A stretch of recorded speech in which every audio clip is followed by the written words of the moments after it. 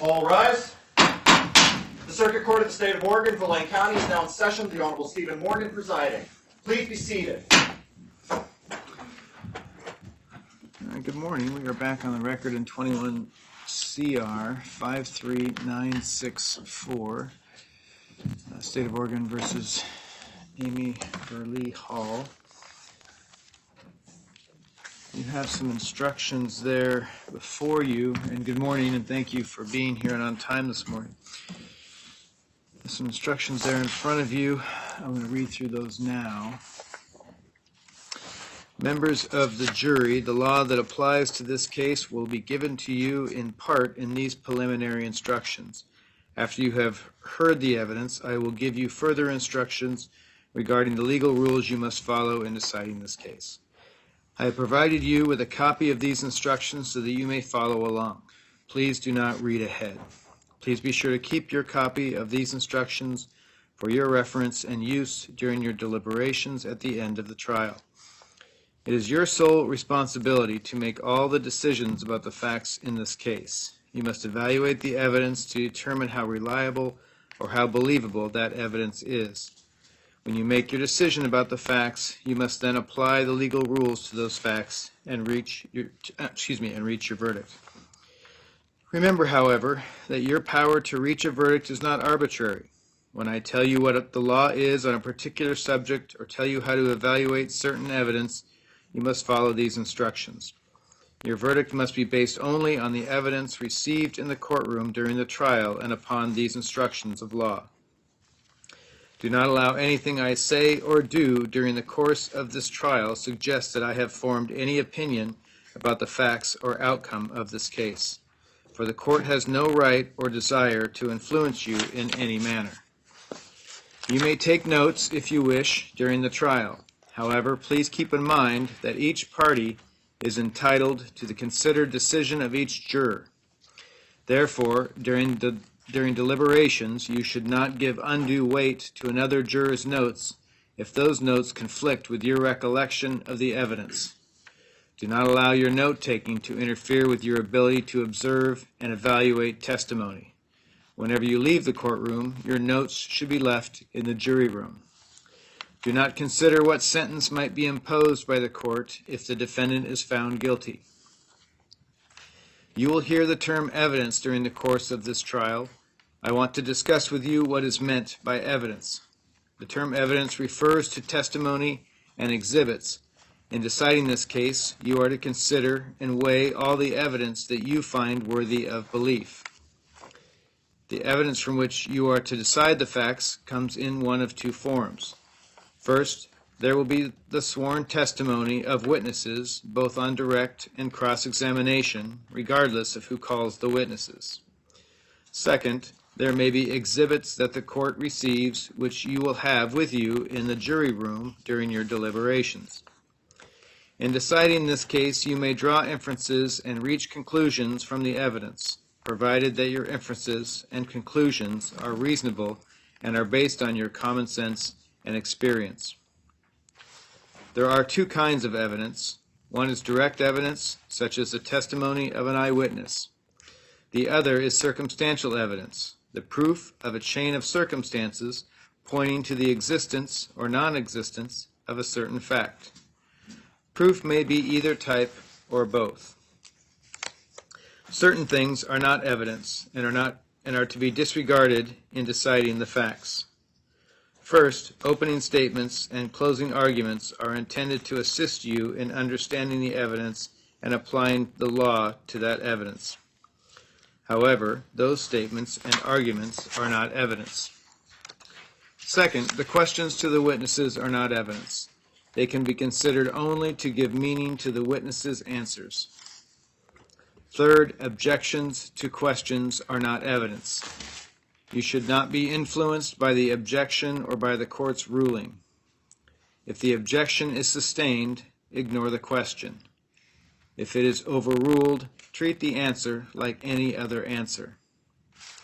Fourth, any testimony that is excluded, stricken, or that you are instructed to disregard is not evidence and must be disregarded. If some testimony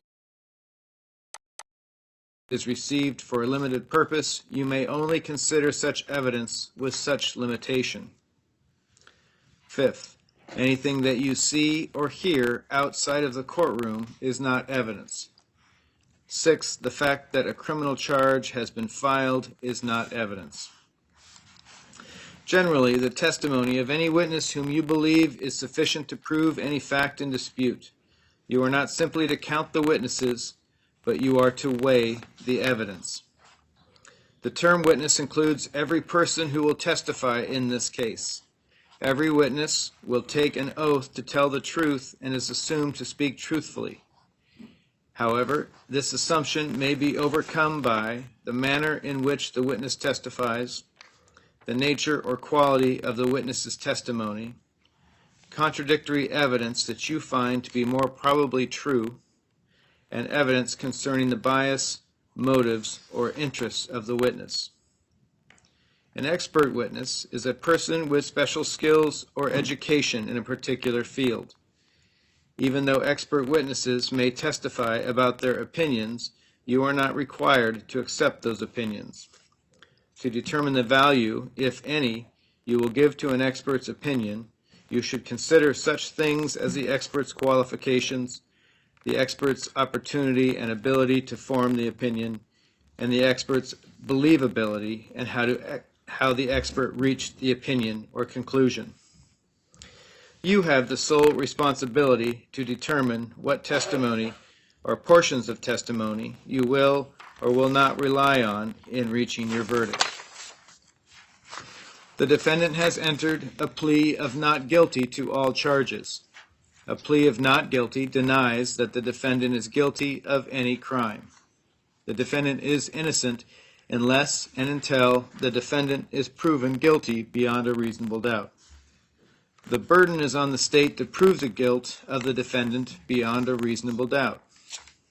Reasonable doubt is based on common sense and reason. Reasonable doubt is an honest uncertainty as to the guilt of the defendant. Reasonable doubt exists when, after careful and impartial consideration of all the evidence, you are not convinced that the defendant is guilty. Do not discuss this case during the trial with anyone, including any of the attorneys, parties, witnesses, your friends, or members of your family. This includes not communicating with anyone by any other means, such as telephone, text message, email, internet chat, blogs, or social networking websites. Do not discuss this case with other jurors until you begin your deliberations at the end of the case. Do not attempt to decide the case until you begin your deliberations. Ignore any attempted improper communication. If any person tries to talk to you about this case, tell that person that you cannot discuss the case because you are a juror. If that person persists, simply walk away and report the incident to my staff. Do not make any independent personal investigations into any facts or locations connected with this case. Do not look up any information from any source. Do not communicate any private or special knowledge about any of the facts of this case to your fellow jurors. Decide the case only on the evidence received here in court. Do not read any news stories, listen to any radio or television reports, or read or listen to anything on the internet about this case or about anyone involved in this case. In addition to conventional research, you also must not use any internet search engine, such as Google, to look for any information about the case, the law that applies to the case, or the people involved in the case, including the defendant, the witnesses, the lawyers, or the judge. Do not use any map program or mapping system to attempt to view or locate any of the locations that may be discussed in this case. In short, do not communicate with anyone by any means concerning what you see or hear in the courtroom, and do not try to find out more about this case by any means other than what you learn in the courtroom. Decide the case only on what happens here in open court, where both the state and the defense are aware of and have the opportunity to question the sources of the evidence, and to address any legal issues that may arise. That is the only fair way to decide a case. We will now hear the opening statements in which the attorneys will outline the evidence as they expect it to be. After the opening statements, the evidence will be presented. At the conclusion of the evidence, I will instruct you further about the law that applies to this case. Then the attorneys will make their closing arguments to you, and you will begin your deliberations. At the end of the trial, you will have to make your decision based on what you recall of the evidence. You will not have a written transcript to consult, and it will not be possible to play back recorded testimony. Accordingly, I urge you to pay close attention to the testimony as it is given.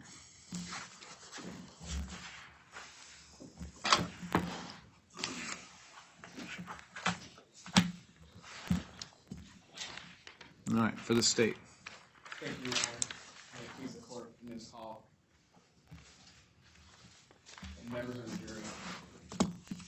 So the evidence in this case is going to show that Ms. Hall went into a small business here in Eugene and refusing to wear a mask during the mask mandates. She went in along with another individual named Ricky Collin and refused to leave. The business owner there, Ms. Sir, asked them to leave, and they did not. And ultimately, the evidence will show Ms. Hall resulted to violence, ultimately refusing to leave, and ultimately injuring Ms. Sir and assaulting her in her own business. So we're going to hear testimony first from Ms. Sir, and she is the owner of the Crumb Together Cookie Store in downtown Eugene. It's on Oak Street at 980 Oak Street. It's a small business. They sell cookies and coffee. And she's there working alone on the incident date. It's the daytime in the morning, and Ms. Hall and her counterpart walk into the business. You're going to have an opportunity to see video of this interaction. And the reason is because the male individual, Mr. Collin, was filming the incident. Comes in holding one of those selfie sticks with a phone or camera attached. He's filming the incident. You'll see this video, and you'll see that Mr. asks them, or informs them that they need to wear a mask due to the mandate. You'll see that they refuse to put on a mask, ultimately leading Mr. to ask them to please leave the store. They do not leave, and Mr. Collin is continuing to film this interchange. And he's citing some laws and challenging Mr. And she continues to say, please leave my store, you're now trespassing, you can leave.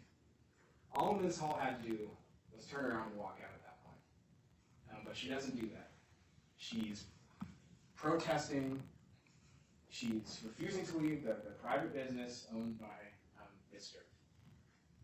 Mr. ultimately decides, okay, leave my store, I'm going to usher you out. She walks up to them, you'll see this on video, to try to have them leave the store once they're not responding to her verbal direction. They are again refusing. Mr. continues to try to usher them out. Ms. Hall responds by shoving Ms. Sturp back pretty forcefully. Ms. Sturp responds by going to get a bat from behind the counter, coming back, again telling them they need to leave, holding the bat. Leave my store, leave my store. When Ms. Hall decides to grab the bat and then start assaulting Ms. Sturp. You'll see Ms. Hall grab the bat, and you'll see this scuffle take place. And we'll hear from Ms. Sturp about how this all happened, what she felt like she had to do, what she was faced with, how this made her feel. And what ultimately happened is Mr. Collin, the male counterpart, gets hold of the bat after Ms. Sturp is tossed into the counter and is being physically attacked, while Ms. Hall remains in the business, continuing to throw punches, wailing on Ms. Sturp. The evidence will show causing physical injury. And again, we'll hear from Ms. Sturp. You'll hear about her injuries. You'll hear about this attack, and you'll see photographs of her injuries as well in the immediate aftermath.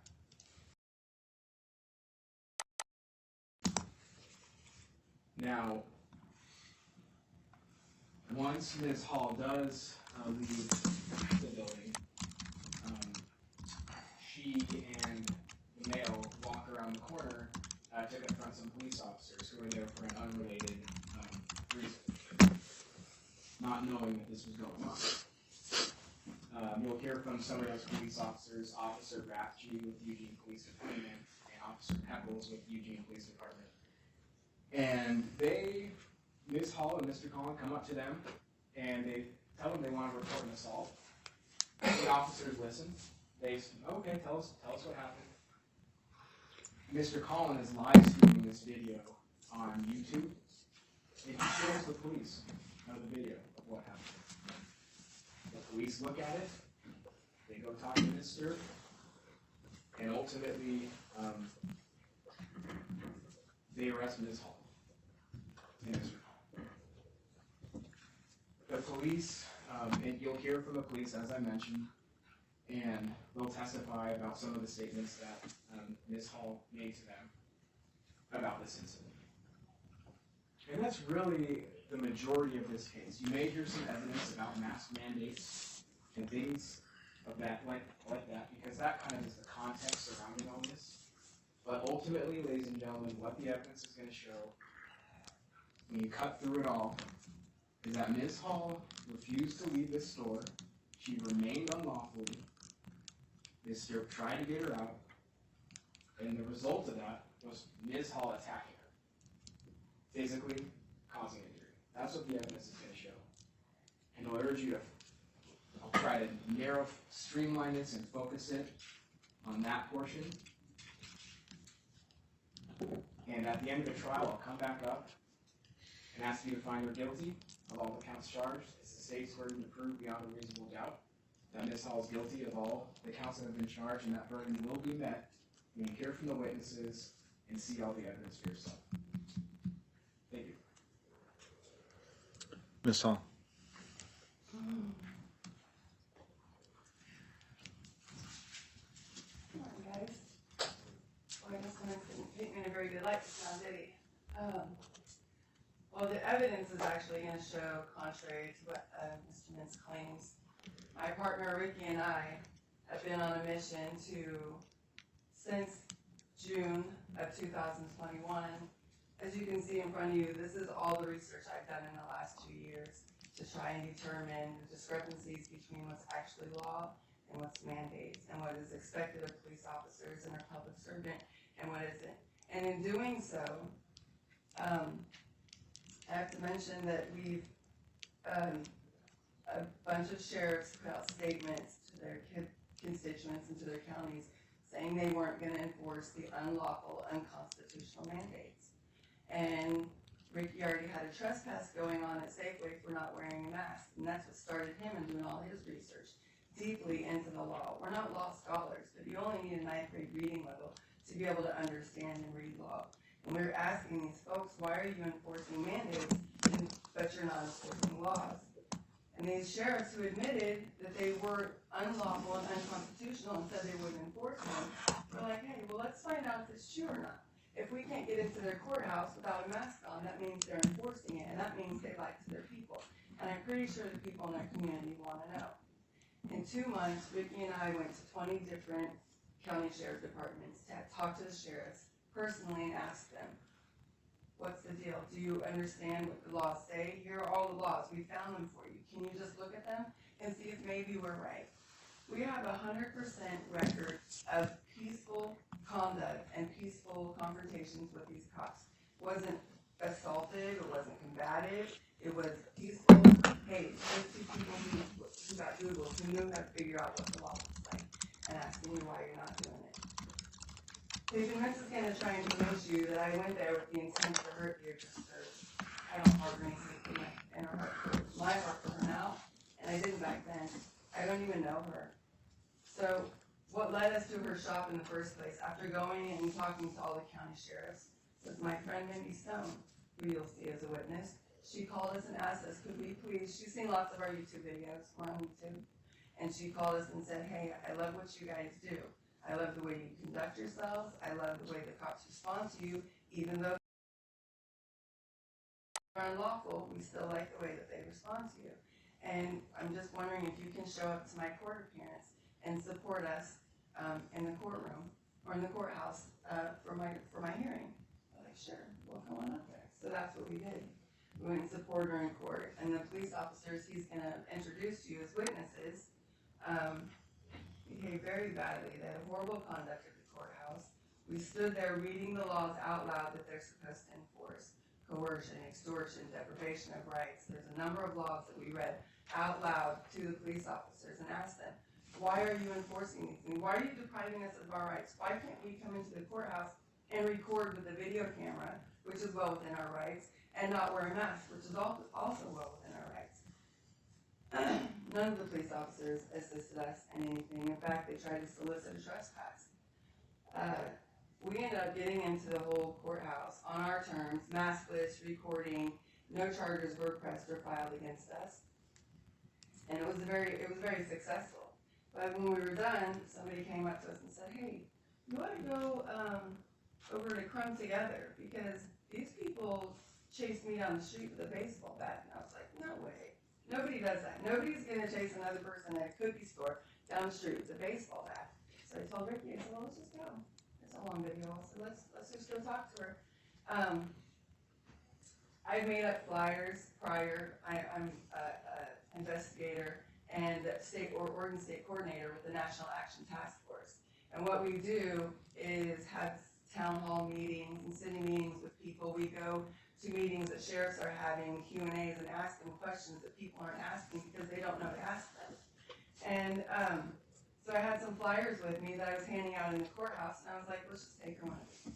Let's take her one of these. If she's actually doing this, let's offer her an alternative to violence so that she can, so that she doesn't create criminal and civil liability for herself.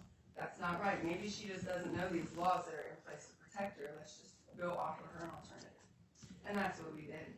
David Mintz is going to try and convince you, first of all, that I'm a cop hater and that I intentionally went to start this fight with her, which was both, it's all a lie. You know, I'm a very peaceful person. All of our interactions that we've had so far in the time that we've been doing this were extremely peaceful. The only time it wasn't peaceful was when a baseball bat was brought out and tried to use on me. Ricky and I walked into Miss Sturp's store, and immediately her door was wide open. It's a public accommodation. It's open to the public. It's not a private business. She said her door is open with the sign outside saying it's advertising her goods. You know, she's advertising her goods, and then she has another sign saying, because of the unvaccinated, masks are required again. Thank you. Because mask holes was included on there. I didn't see the sign at all when I first walked in. My only intention was to go in and give her some papers. We walked in the door. Ricky, she said, you guys can't be in here without masks on. Where Ricky was like, so you're allowed to violate 18 U.S.C. 245? She's like, well, I don't know what that is. And he started to explain it to her, and she goes, please leave my store. You guys are trespassing right now. In order to be trespassing somewhere, you have to be there unlawfully. We were in a place we were lawfully allowed to be. We weren't committing any crimes. We weren't doing anything wrong. We weren't being mean or belligerent. We weren't hurting her in any way, shape, or form. We were just talking. And I'm holding my flyers in my hands, trying to hand her. I wasn't even attempting it this time. I was just listening to her talk, and she's saying, please leave my store. And she just escalates immediately to coming at me with her chest. And I asked her, please don't touch me. Please don't touch me. The worst thing you can do is put your hands on me.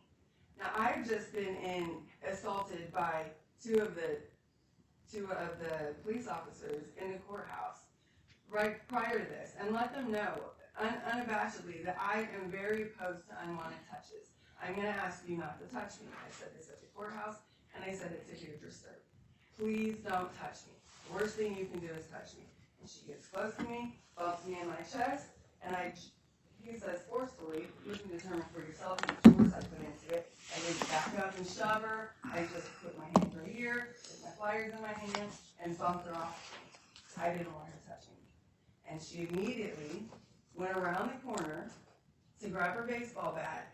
I was in shock, like, no way, she's really getting a baseball bat? Like, who does this? And I'm there present at the time. I'm in shock. I'm thinking, this isn't really happening.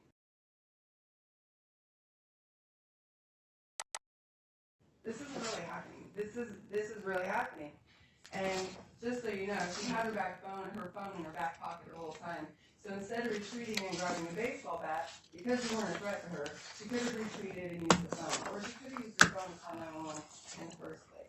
But instead, she goes behind the counter, gets the bat, she walks up to Ricky, holds it over his head like this, tells him, get out, get out, get out. And I was like, me and my shocked state, I was just like, I dare you. I freaking dare you.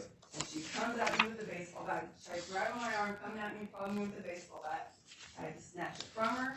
She's reaching for me. She's trying to grab the bat. I got hit in the head with the bat. She's trying to hit Ricky's camera with the bat. I'm trying to stop her from hitting Ricky with the bat and take the bat out of the situation altogether. So I finally grab a hold of the bat and hand it off to Ricky while she's pulling me. He says I stayed to fight with her. She wouldn't let me go. She pulls me into her. She has a hold of my hair. If we play the video in slow-mo, you'll see exactly how it happens. Me hand the bat off to Ricky, and Ricky steps out of the store immediately. And he says, someone please call 911. Because he's seeing me get assaulted by this lady who just tried to assault me with a bat. Please call 911 on this lady. And he screams, Amy. It just says Amy to me. And I was doing everything I could to get out of this store unharmed. I have a terrible fear of going to the hospital. I don't want to get harmed or injured. I didn't go there to start a fight or get harmed or injured. I went there to offer her help. She could have just said, no, I don't want your help. But things escalated, you'll see, very quickly. It took about 20 seconds for her to use physical force on me, even after I asked her not to. So we fought for a while until she got on the ground. As soon as she got on the ground and I was free to leave without being hurt, I walked away and I left. And I turned around and looked at her. She was like, give me back my bat. Well, no, we're not giving you your weapon back that you just assaulted someone. Well, we've seen the police pull in behind our car because they were watching our YouTube video. He said that they were there on an unrelated incident, but they were there because they knew that we were going to come together and we had just humiliated them, allowed them to humiliate themselves 15 minutes before at the courthouse. And they knew they were we were going to go there, and they were parked right by our car. And so we walked over to them with a baseball bat, and we said, hey, this lady over here just assaulted us with this baseball bat. You need to go do something about it. Now, this will be the second time in one day that we went to those police, those same police officers, for help. And they refused to help us. They refused to acknowledge that we were an injured party or victim to any of this. They refused to acknowledge that we were an injured party at the courthouse by depriving us and a whole crowd of people of our rights, telling us we couldn't get into the people's house where we're supposed to be protected from that type of tyranny. We couldn't get in there unless we complied to follow with their unlawful demands. And the police officers stood by and watched this happen. I'm not a violent person. I don't hate the cops. I'm a recovering drug addict after 9 years. I've been to prison. I did 4 years in prison. And I came out a completely different person. I used to live a life where I served myself. I got out and decided I wanted to live a life where I served others. And that's the mission I've been on ever since. And in doing so, I'm studying everything I can to help people fight for their own individual rights, where someone can't tell you, you have to do something with your body or else. That's literally coercion. These people who are in positions of public trust that we pay to protect and serve us aren't doing it. And in fact, they're creating criminals out of someone. Just because you walk into some place and somebody tells you to leave immediately doesn't make you a criminal, doesn't make you trespassing. You have a legal right to stand your ground and say, well, hey, this is my right to stay here. It's a public accommodation. You're offering your services to the public. I didn't demand her service. We didn't refuse to leave. The cops charged us with robbery. I know some of you in this jury box have been victims of robbery before, or not robbery, burglary. Some of you have been victims of burglary before, and the definition of burglary isn't taking the baseball bat that was just being used on you and an attack to the police officers and turning it over to them. I wouldn't define that as a burglary. David Mintz offered it if I took a plea deal, he dismissed that charge of 50 months if I just took a plea deal for assault 3 and 6 Objection, Your Honor. Sustained. I mean, I can't say that. This is opening statement, it's not argument. Oh, okay. He's gonna try and make this really tough for me because he knows I'm not an attorney. He knows I'm not an attorney. He knows I've only been doing this for 2 years. I'm not qualified to even be standing here. I shouldn't be standing here because I did nothing wrong. I went in to help this woman, to offer her an alternative, and she chose violence. I had every right to defend myself. I didn't use a weapon. I only used my fist. I didn't use her bat on her. I handed it off so it was taken out of the equation. And I only did what was absolutely necessary to get out of there safely. She never mentioned not one time the flyers that were in my hand, and neither did the police. They weren't entered into evidence. They weren't given to Mr. David Mintz. He probably won't bring them up, but I will. We were filming the whole thing. We film everything everywhere we go. We would never go. Who goes into a place where they're filming themselves to commit crimes? We don't. We don't do that at all. This has been really, really hard on me. This has been going on since November 3rd of 2021. I was released on condition saying that my partner and I, who's my guy, my person in this whole world, that we could no longer communicate with each other until this is over with. Like, we raised 3 little girls together, and I no longer can take care of these babies, and because I can't talk to him, I'm not allowed to have any kind of communication with them. Your Honor, objection. I'm sorry. This is not- Objection sustained, ma'am. This is improper. One, it's I've argument. Listen, I've never done this before. I'm Ms. trying Hall. to get out my side, sir. Ms. Hall, even though you're not a lawyer, we talked about this, you're still required to follow the rules of evidence and trial court rules. The statements you're making are not permitted in open statements, so the objection is sustained. I'm not sure what they're going to allow me to say, guys, what they're not going to allow me to say. I just know that I shouldn't be here. And I hope that by the evidence that you guys view and the testimony you hear, that you find me not guilty. Because the thing is, if you find me guilty, then they're going to continue to get away with this tyranny. You could end up here one day. You could go into a store and somebody could say, I don't want you here, and use violence on you. And when you defend yourself, Objection, Your you'll be Honor. arrested. Sustained.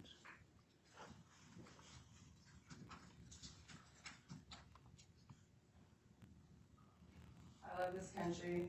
I love humanity. I love my life, and I want to get it back. I don't feel like I deserve to go to prison, but at this point, it's up to you guys. I'm counting on you to view the evidence. He gave you lots of jury instructions on what the law says. They're not going to let me really talk about the law, even though it's all I've been studying for the past 2 years. They're going to do everything they can to stop me from talking about these things. But I know that you guys will make a reasonable and sensible decision after viewing all the evidence and listening to everybody's testimony. I shouldn't be here. David Mintz knows I shouldn't be here. Deirdre Sturp knows I shouldn't be here. Her husband Tony Sturp knows I shouldn't be here. Tony Sturp admitted in an interview that this is all his fault, that they enjoy a good phone bombing, a prank. He answered his phone one day after getting a phone bombing, after they were on the news for their sign outside their store, which was offending everybody, and people were calling it discriminatory. So they started phone bombing his store, and he would answer the phone, please forgive my vulgarness. I'm sorry, we can't talk right now. I'm too busy fucking your mom. This is how they answered their business phone. So somebody from the community who made this phone call to them walked in to confront them. He'll be testifying also about why are you answering your business phone this way. The community would like to know why you're answering your phone this way. And I feel bad for Deirdre Sturp because she didn't even know that her husband had said that. He put her in a terrible position to get confronted by somebody over something that she didn't even know had happened. She was nervous and she got him out of the store. Her husband, a few days later, chased this man, and his friend ran out to the truck and chased him down the street with a baseball bat and said that he admitted in an interview that he had to terrify them so that he could get their information and find out who they were so he could get a restraining order on them. I had to terrify them and threaten to bust out a taillight, to break their phone, so that I could file charges on them. There's video evidence of all this. I'm not sure how much of the evidence they're gonna allow. But,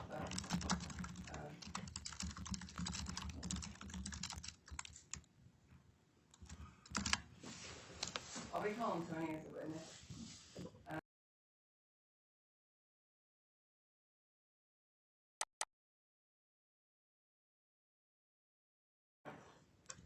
And playing the video of their interview. I'll be playing the body cam footage from the police officers who showed up. I'll be playing Deirdre's statement to Jennifer Peckles, one of the officers, that she took her statement.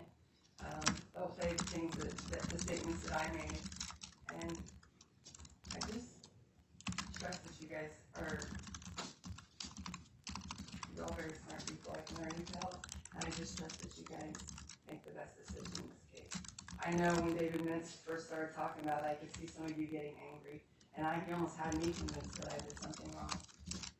But I'm hoping that throughout this trial, your anger towards me will ease, and it will be placed on David Mintz for putting me through this. Your Honor, objection.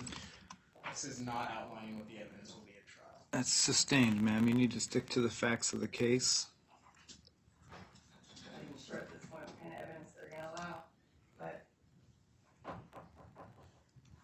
I didn't mean to do Deirdre any harm. She wasn't seriously injured. I only did what I needed to do to get out of her store safely.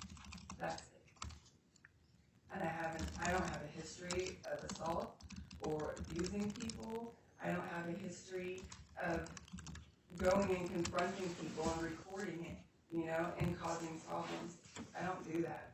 Like I said, we go and talk to the sheriffs about their lack of enforcement on the actual law in favor of enforcing mandates, which aren't law. I'm not sure what else to say.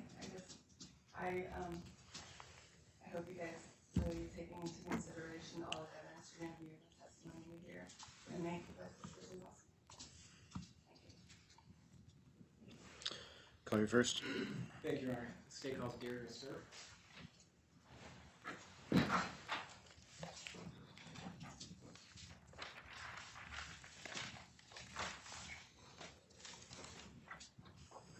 Raise your hand for me, ma'am. Do you swear or affirm under the penalties of perjury that the testimony you provide in this case will be the truth, the whole truth, and nothing but the truth? Yes. Have a seat. When you're situated, state your full name and spell your last, please. Deirdre Jillian Stirpe, Stirpe. Go ahead, counsel. Thank you, Your Honor. Ms. Stirpe, can you start by saying what your occupation is or was over the last couple of years? The owner and operator have come together, a little cookie store at 980 Oak Street. Is that in Eugene? Yes, in Eugene, sorry, downtown. And how long have you been the owner and operator of Crumb Together Cookies? I had this store for 11 years, a little over. Okay. And has it been in the same location Yep. throughout the time? And can you just talk about kind of just some background about what your business does? Cookie and coffee shop, fresh baked everything, everything from scratch dough.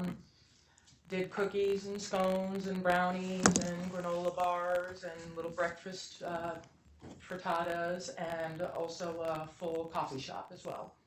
And I'm sorry if you already mentioned this, but what's the address? 980 Oak Street.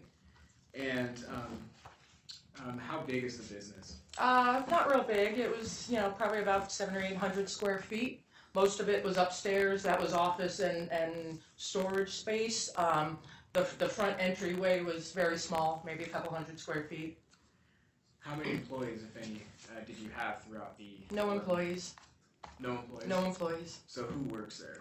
Me primarily, and my husband Tony helps out. Okay. And when you're working there, what kind of tasks are you doing generally? I'm making cookie dough, I'm prepping dough, I'm baking off cookies and the things that I did fresh every day, all the desserts and treats. Also helping customers as they came in periodically, stop what I'm doing and take care of the customers, and then go back to work in between customers.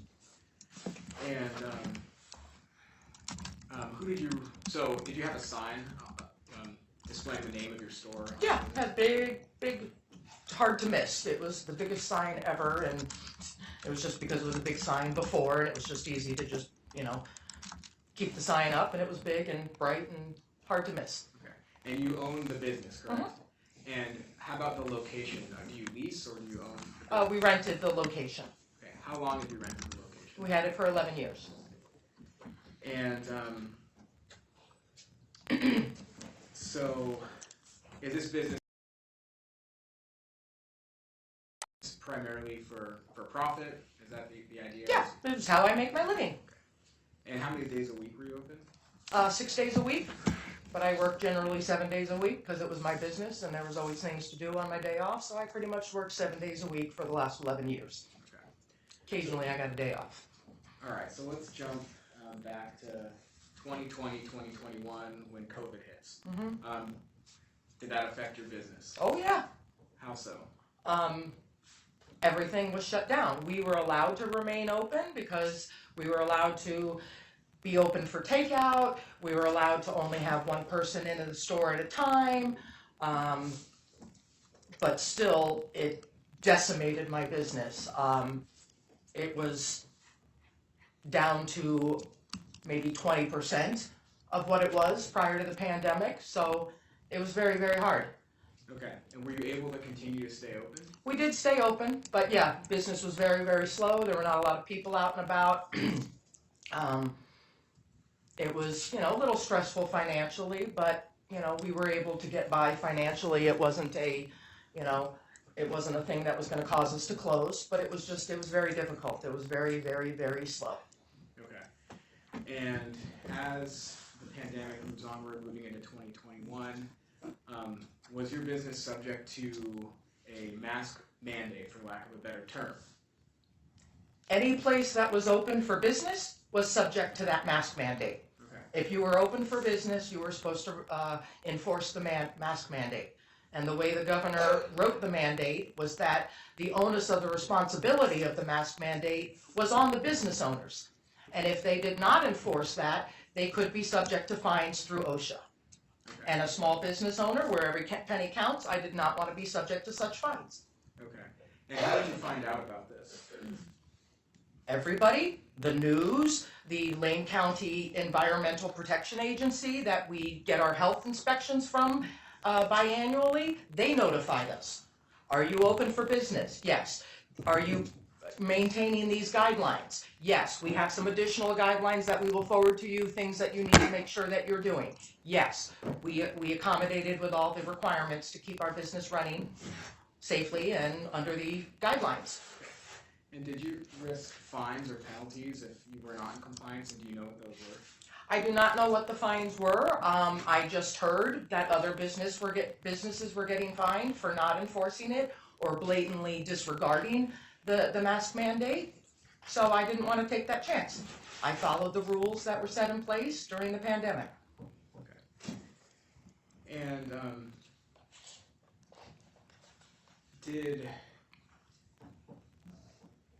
so as we're moving into 2021, late 2021, or in 2021, was a mask mandate enforced and then lifted and then reinforced? Is that yes? I'm sorry, what was the question? Yes? Was a mask mandate enforced and then lifted and then reinforced? Yes, it was. Okay. So when it got reinforced, what did you do how did you decide to move forward with your business? The same as we did, and I had chalkboard signs out on, out in front of my business, as a lot of small businesses do. I changed the signs periodically. I was constantly thanking people for our support, for their support, and abiding by the rules. And yeah, once or twice I put something a little snarky on the sign. So did you ever put anything snarky like mask holes or anything like that on your sign? Probably. So why would you do something like that? Freedom of speech. I'm allowed to put whatever I want on my sign. And the sign wasn't just calling out people as mask holes. It was, please be respectful of the masks. Masks are required. I don't like the rules any more than anybody else, but, no mask holes allowed. And, you know, most of the people laughed and appreciated the sign. So, did you have any issues with customers not wearing masks in your store when you were there? Very rarely, you know, and most of the time, if it was a customer that actually wanted to do business and they didn't have a mask, I was happy to help them. I just said, you can't come inside. Tell me what you want. I'm happy to get it for you. You can see, I can tell you, you know, and I conducted business that way. So most of the time, if people didn't have a mask, I was still able to help them as a customer and just have them wait outside. Okay. And so let's jump to November 3rd of 2021, okay? Do you remember that day? Oh, yes. Were you working at Crumb Together, your business, that day? Yes, I was, by myself. And that day, what was business like? Was it a normal day of business? It was a normal day of business during the pandemic. It was slow. Okay. And at some point, did two individuals come into your store maskless? Yes, they did. And who were those individuals? Ricky Collin and Amy Hall. And have you ever seen these? Did you know these people? No. You did not know these people, No. you were saying? Okay. And just tell us about, tell us what they looked like first, or what you first noticed when they walked in. Ricky was wearing all camo, holding a selfie stick with a video phone recording, and Amy was in jeans and red flannel shirt. Okay.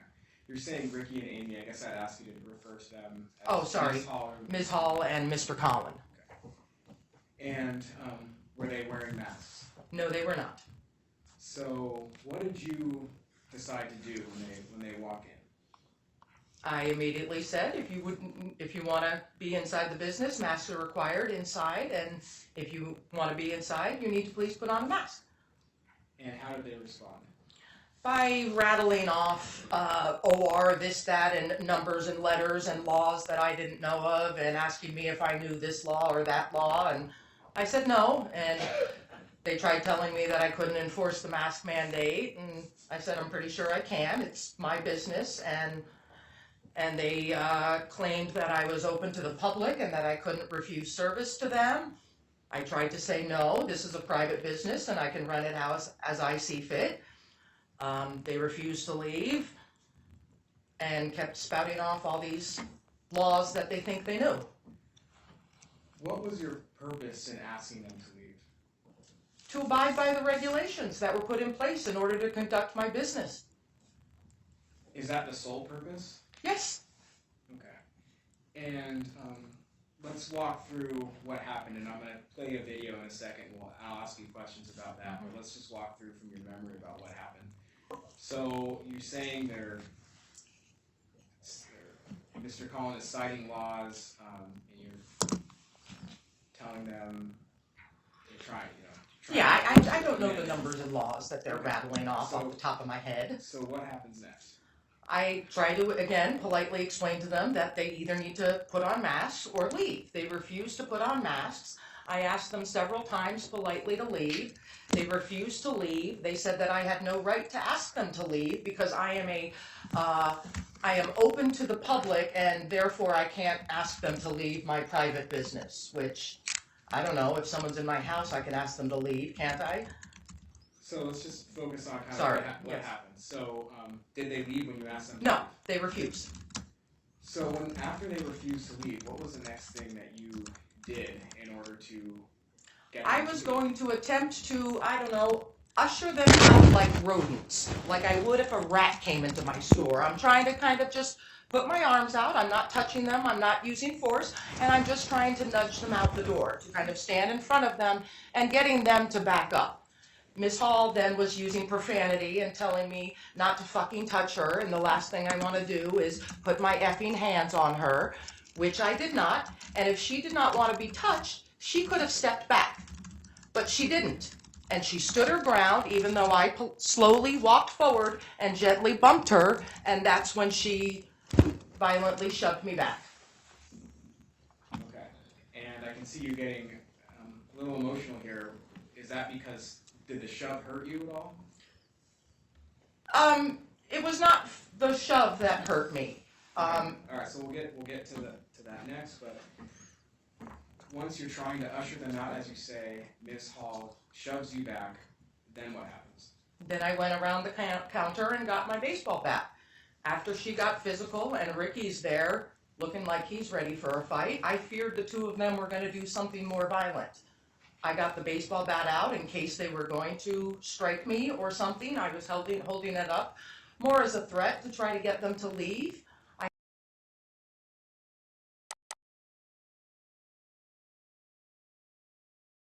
had no intention of using it. Maybe I should have, I don't know. But that's when all hell broke loose. Were you just trying to do the best you could to... I was Get them hoping out they of were the going to property. leave. I was hoping that they were going to leave. That was my thought with what happened. I figured once she shoved me and I pulled out the baseball bat and he was still recording, I figured they would have left at that point. Okay. So at that point, did they leave? No. So what happened next? That's when I walked up with the baseball bat and they were yelling at me not to do anything with it, and I was trying to tell them that they needed to leave, get out of my store. I've asked you politely, now I'm not asking you politely, get out. And they refused, and I walked closer, and that's when one of them grabbed the baseball bat, and then Ms. Hall and Amy were both shoving and kicking, and then Mr. Collins stepped back, imagine so he could record everything, and he didn't choose to call 911 when he saw his person getting attacked, and a horrible fight ensued. I was being thrown around and punched and grabbed, slammed up against walls. I had a metal baking rack there that I thought I was going to get my head crashed and smashed open. She had me in a grip at one time, and I felt like I was a weakling in an MMA fight. She punched me in the face at least 10 times, incredibly hard. I thought my skull was going to be cracked open. The fight seemed like it lasted 20 minutes. It was probably 20 seconds.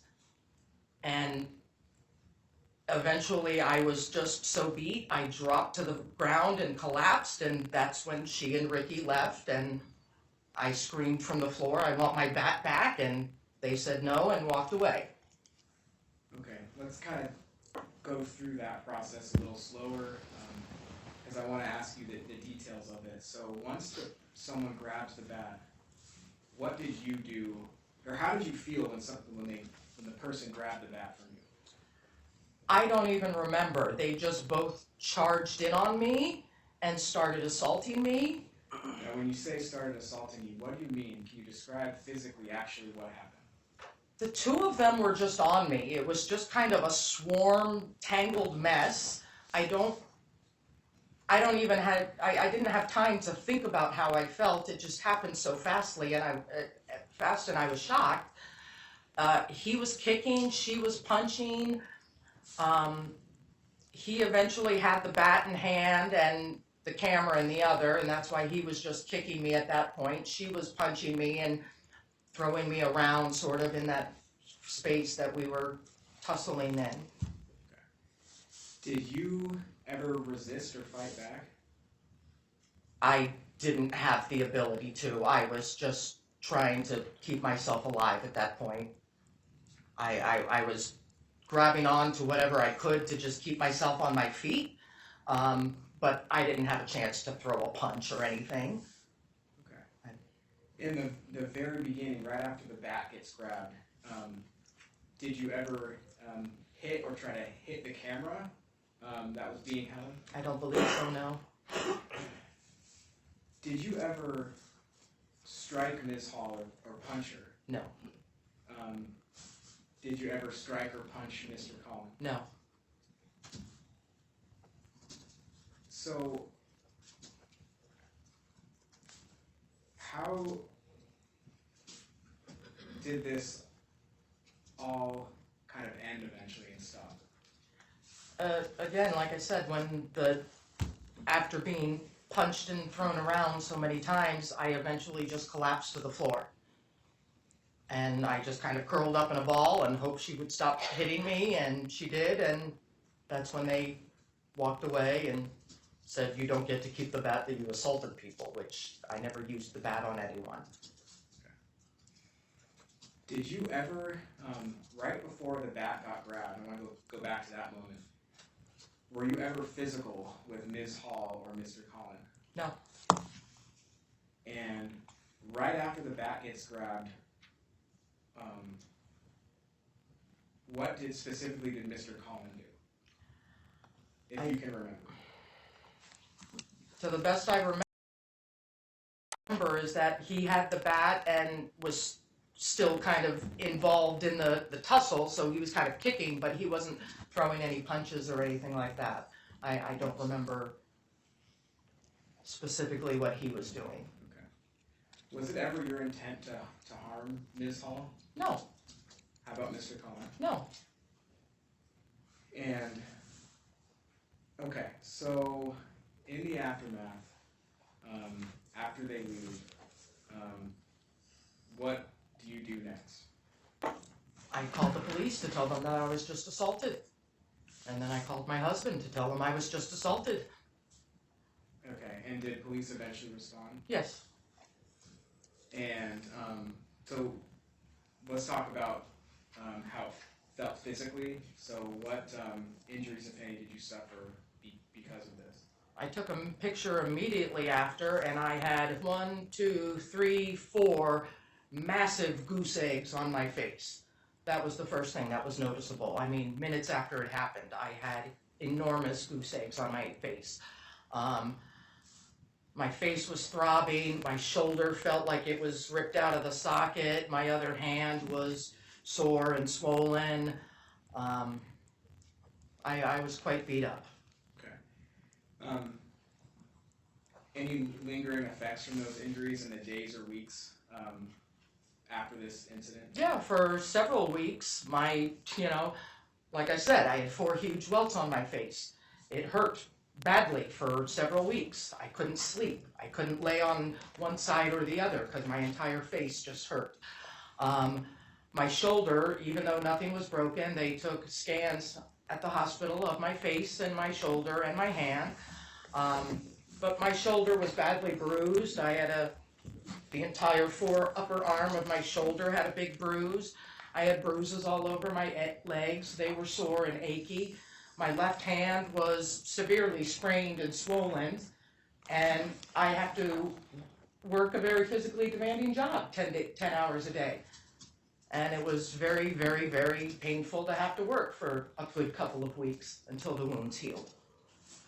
On a scale of 1 to 10, 10 being the most pain and 1 being very little pain, can you say in the immediate aftermath that day, the level of pain you were in?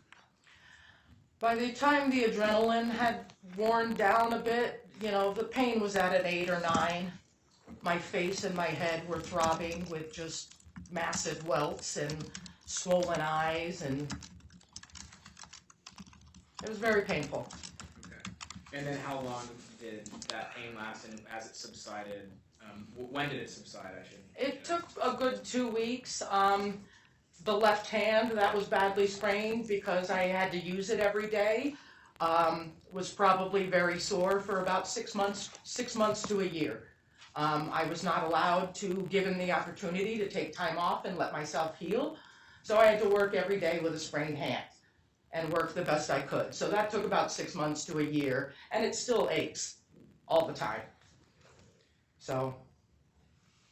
The welts on your head you mentioned, the 4 goose eggs, who caused those? Amy, those were when she took 10 punches at once to my face. And again, it's Ms. Hall. Ms. Hall, I'm sorry. May I approach your arm? Yes. I'm going to show Ms. Hall some photographs which have been marked state exhibits 1 through 6.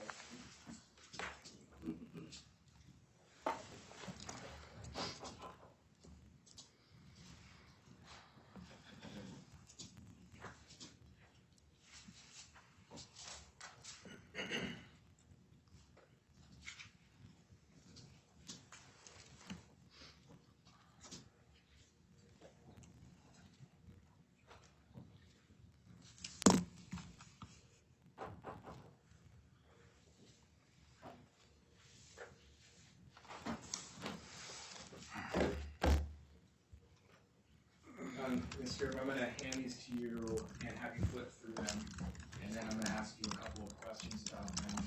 I'm gonna get them back into order.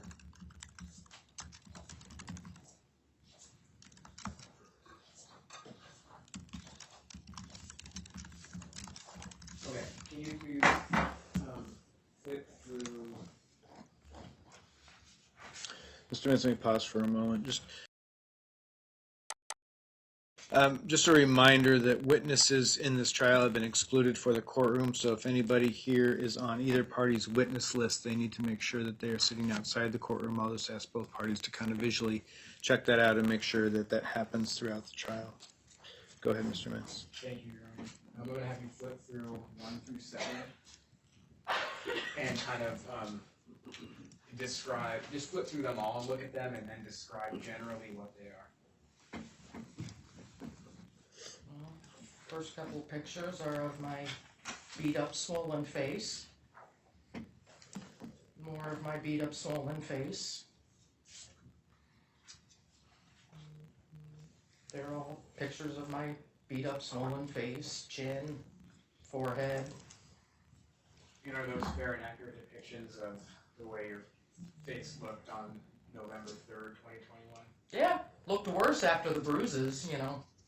Okay. And is that, were those taken in the immediate aftermath? Yeah, these were taken within probably an hour or two. The state offers 1 through 7. Any objection, Ms. Hall? No. 1 through, sorry, what were the numbers? 1 through 7, Your Honor. 1 through 7 are received. And then, Mr. I'm going to hand you just a couple more. I think actually 8 and 9 and 10. And flip through 8, 9, and 10, please. And describe what those are.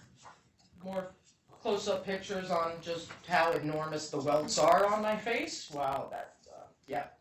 I missed those. Are those from that same Yep, day? the same day and the same, yeah, within an hour or two after the assault happened. Thank you. And are those fair and accurate depictions of? Yes, more accurate than I would like. State offers 8 through 10. Any objection, Ms. Hall? No, no objection. 8 through 10 are received. Thank you. I'm going to show you 11, 12, and 13. And can you again do the same thing, please? Couple of pictures taken from the hospital, one taken the next morning, and yeah, the bruises are looking lovelier as hours go by. So you went to the hospital. Yes. How long were you at the hospital? Hours, boy, probably 5 hours. They took several scans and x-rays and... The state offers 11, 12, and 13. Any objection, Ms. Hall? No objection. Received. And then the last batch is service labeled 14, 15, 16, 17. You describe what these are and when, approximately when they were taken. The next morning, a couple of the bruises that are starting to show up. Again, are they fair and accurate of depictions of your Yes, they body are. at that time? Yes, they are. State offers 14 through 17. Ms. Hall? No objection. Received. Thank you. So, did you also take a photograph of Mr. Collin and Ms. Hall? Yes, I did, just in case I needed to provide something to the police of who they were. And how were you able to do that? I reached out my phone while I was on the floor and snapped a picture of them as they were still standing at the doorway. Okay.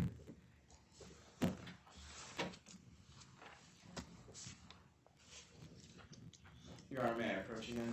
Yes. Showing Ms. Hall what's marked Exhibit 18. Can you just look at what's marked Exhibit 18 and just describe that? Yeah, that's the photo I took of Mr. Collins still holding the video camera and Ms. Hall standing beside him. Thank you. Is that a fair and accurate depiction of that Yes, day it of is. them leaving the store? Yes, it is. The state offers 18. Ms. Hall? No objection.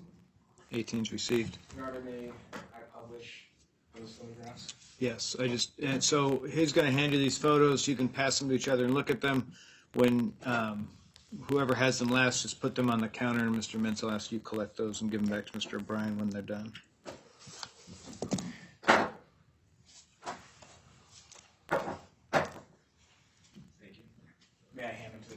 Yes. And, Your Honor, while they are looking at those, may I set up the television? Yes.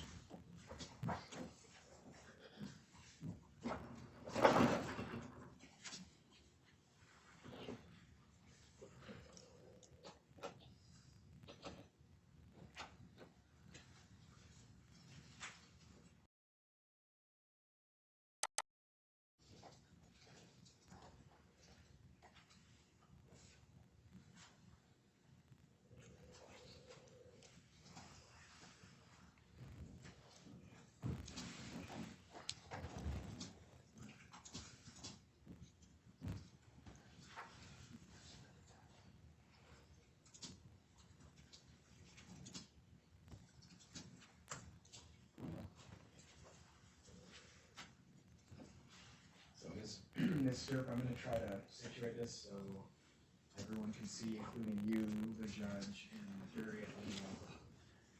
It's gonna be a great way to do that, but like this, and I can move it around as necessary, but So- I'm gonna,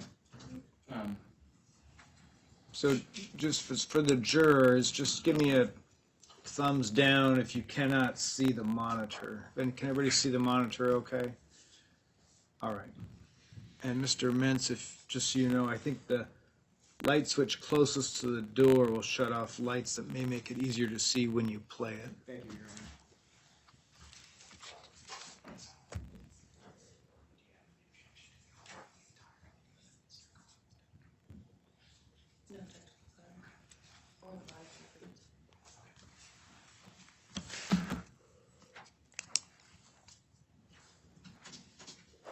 So, Mr., I'm gonna just plug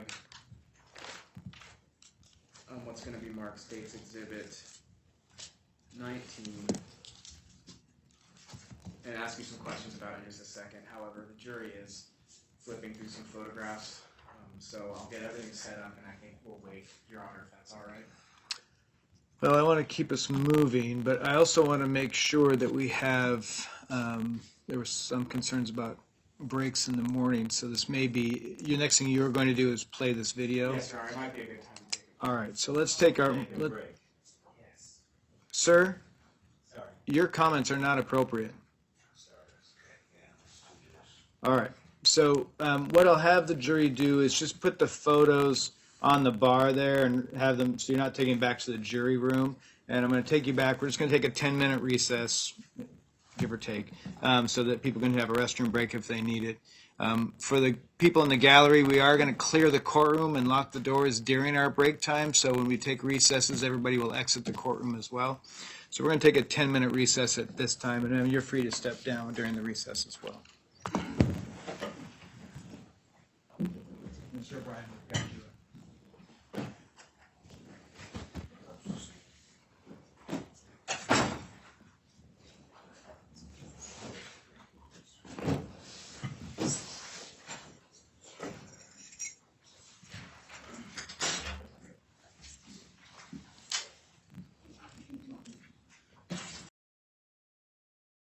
If he says it's okay. All rise.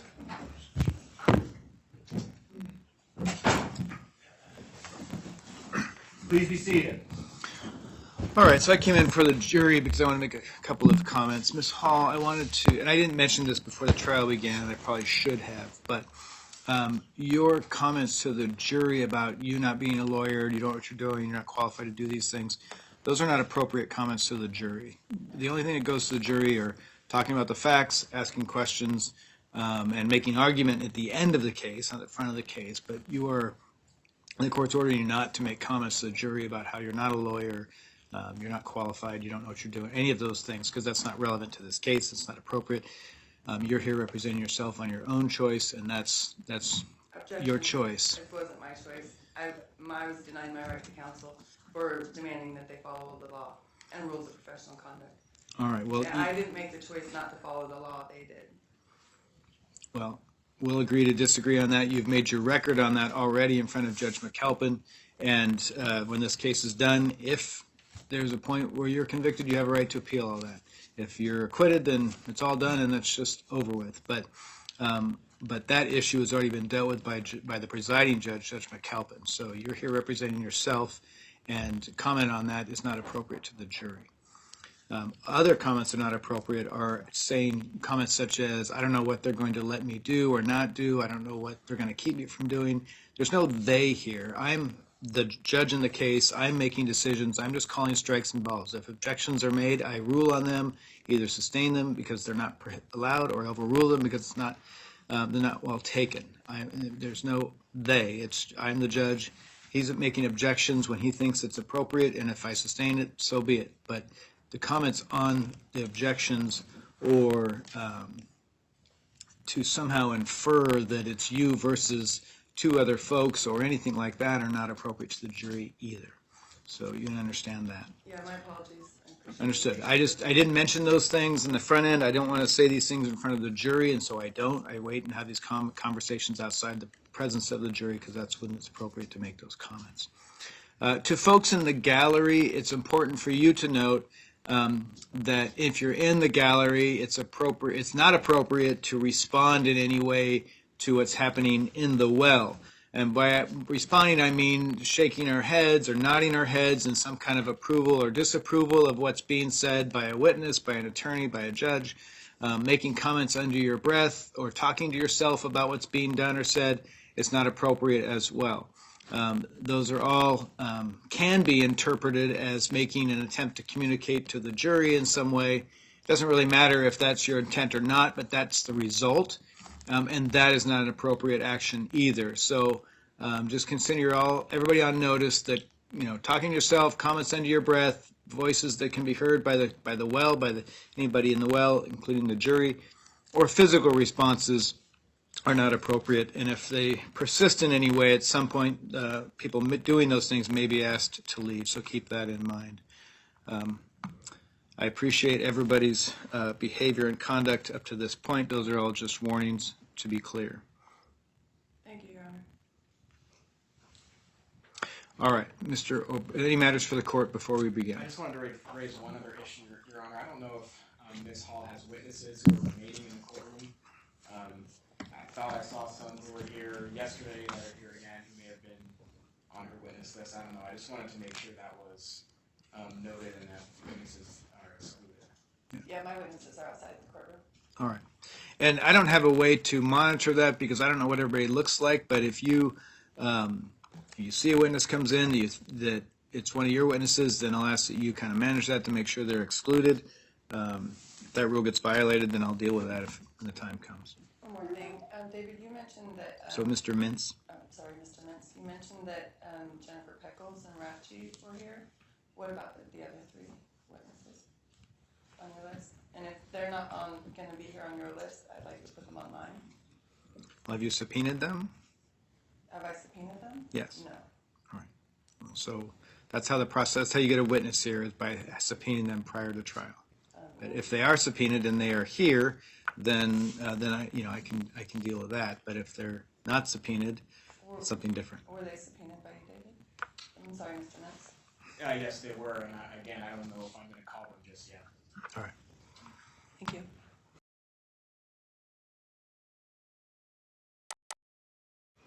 All right. Mr. O'Brien, the jury, please.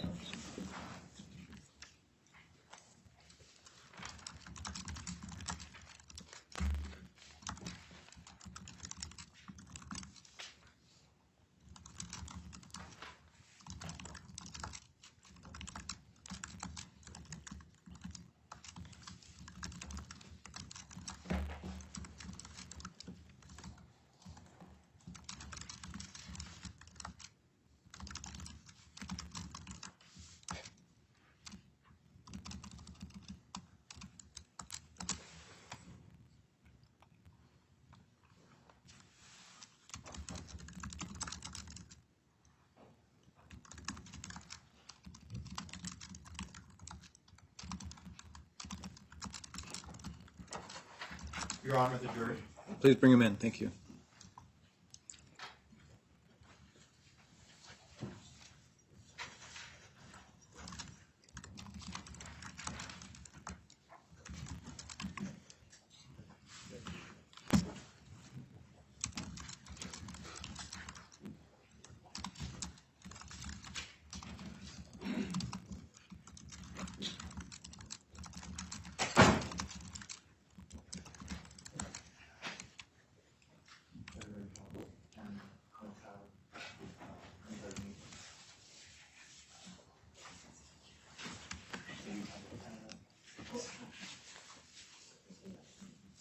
All right, and we're going to continue with testimony and/or showing the video. You're free to look at the photos as we're working through them. However, if the video is playing, you may want to pause on looking at the photos so you can watch the video. We're going to keep the trial moving forward. I don't want to distract you from either one of those two evidences, though. And you will see all of the evidence that's received will go with you back in the deliberation room when the trial is concluded and you have your deliberations. Mr. Mintz. Your Honor, thank you. The state offers Exhibit 19. It's the video filmed by Mr. Collin in its entirety. I don't believe there's an objection. Ms. Hall. No objection, Your Honor. All right. Exhibit 19 is received. That's a thumb drive. It's a thumb drive. Has that been scanned? Has it been scanned? Yeah, by the court staff? It has not. All right, well, it's going into your computer, but afterwards we'll get it scanned. That's fine. Thank you. And may I publish that, play it, and ask the witness questions? Yes.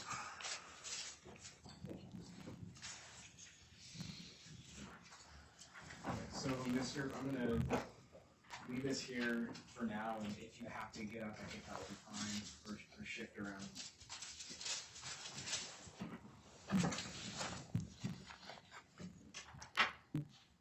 He's moved that a little bit. Juror 112, can you see the monitor? All right. That's fine.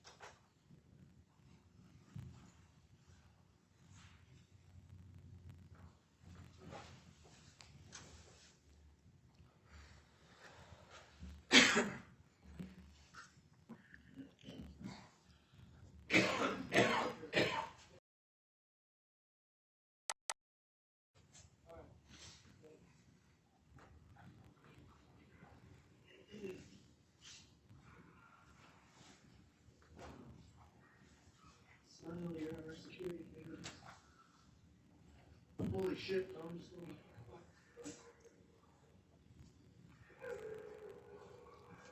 So I'm playing State's Exhibit 19. I'm just pausing it for a second, Mr. to ask you, is that the gentleman that was in your store Yes, on Mr. Collin. November 3rd?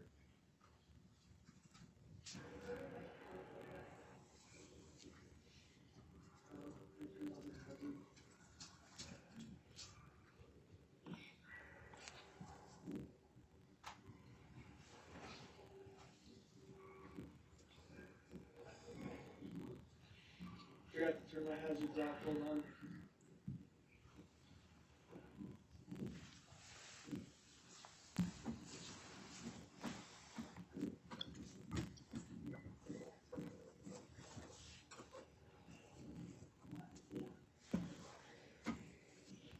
Move.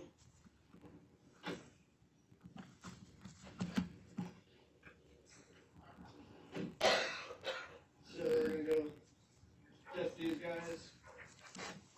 What's up, Dr. Griffin? I was gonna test these guys at this cookie place.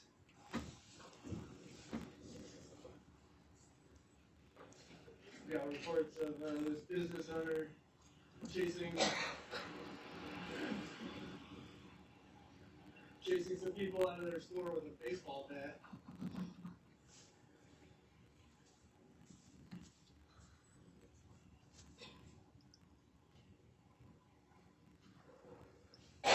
On this corner here. Because I'm just gonna pause it for a moment there. You hear Mr. Collin mentioning chasing someone out of the store with a baseball bat. Have you ever chased anyone out of the store with a baseball bat? No. And have you been able to see this okay? Where is this location that's on camera? It's the corner of 10th and Oak. It's catty corner from my shop.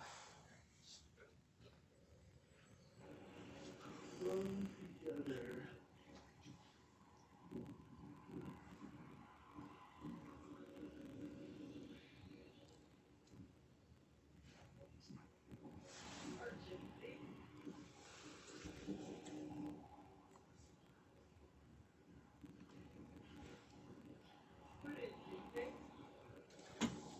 So I'm checking out here.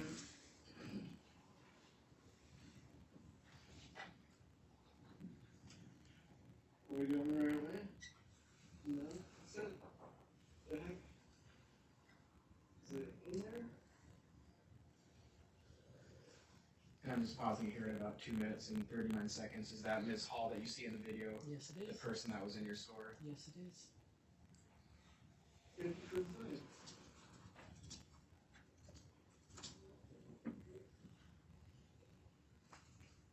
Oh, I think that's it right there.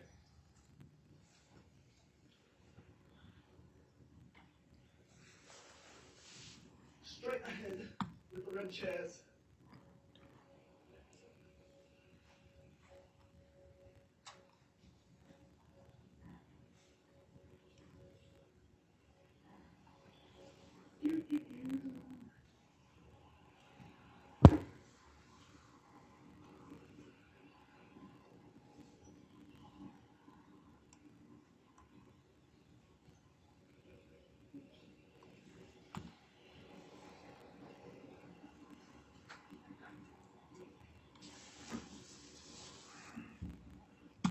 Okay, pausing it here at 3 minutes and 34 seconds.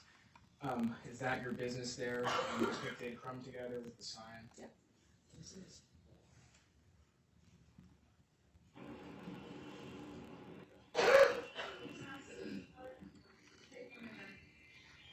Don't you offer your services to the public? Yes, but it's the same requirement that we have in order to come anywhere inside. You can't deny public services for federal law. Yes, I can. 18, you can violate 18 U.S.C. 245. I don't know what that is, but It's a federal law. You're a public accommodation. You can't have control. I will have the right to free service to anyone. That's what 18 U.S.C. 245 is exactly about. I'm asking you to leave. Do you understand what trespass is? You're, Trespassing. And I ask you to leave and you don't leave. that's not what Yes, trespass it is. is.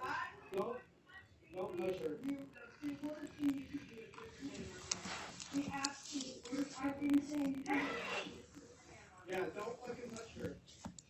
now, right now, I have the right to use reasonable force once I ask you to leave and you don't leave. Get out. Right now. Get the fuck out. What?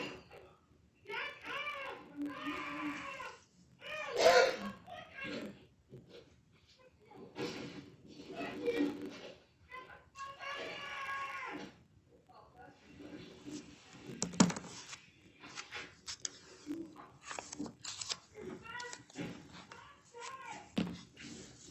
Can we call the police on this lady? Amy.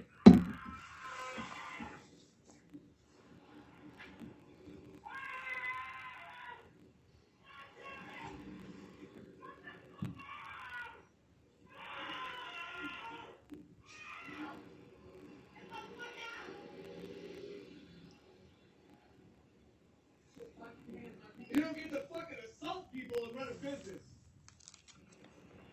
Yeah, we'll be calling the cops on you, don't worry.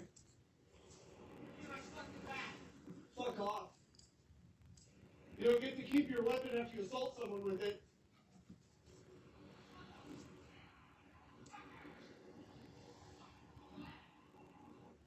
So, Mr.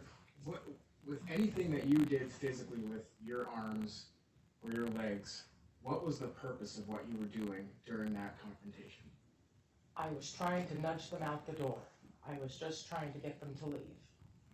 And after that, once the bat is grabbed, it appears that you hit the camera. Do you recall that? I don't, but if that's what the footage shows, I don't recall. I don't remember doing that. Okay. And do you remember what your purpose was during that time with respect to Ms. Hall and Mr. Collin? Again, I was hoping that they would leave my store. I was fearful that something else was gonna happen worse. I don't know what. That's why I pulled out the bat, and I didn't intend to use it, and I just hoped that they would leave, and they didn't. After Mr. Collin has the bat and he's now filming from outside of the store, what is Ms. Hall doing to you in the video? Slamming me around in that little front section up against the half wall and the baker's rack, and that's where she was punching my face and throwing me around. And at that point in time, what were you trying to do? I don't know, just kind of hang on for dear life. I don't know what I was trying to do. It all happened so fast. I was just trying to kind of stay on my feet. I was trying to defend myself, but I didn't really feel like I had an opportunity to. It was she was a pro and I was an amateur. Did you ever strike anyone with the bat? No, I did not. Did you ever get struck with the bat? I don't believe so, no.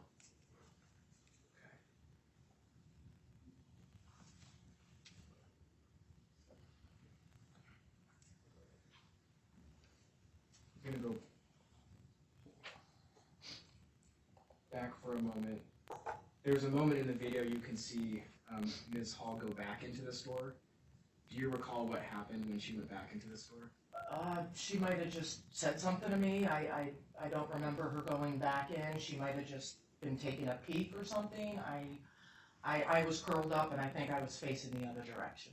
Okay. And once they leave, is at what point do you call your husband or call 911? As soon as they leave, And then did officers arrive after that? yeah, they're pretty quickly. I told them that I was violently assaulted in my store, and they showed up pretty quickly. And did you get medical treatment there on the scene? No, I had I don't know what you mean exactly by medical treatment. Did EMTs arrive? EMTs arrived, yes. They took my vitals and checked me out basically, but they recommended I go to the hospital for some x-rays. Thank you. Okay, I'm going to keep playing the video.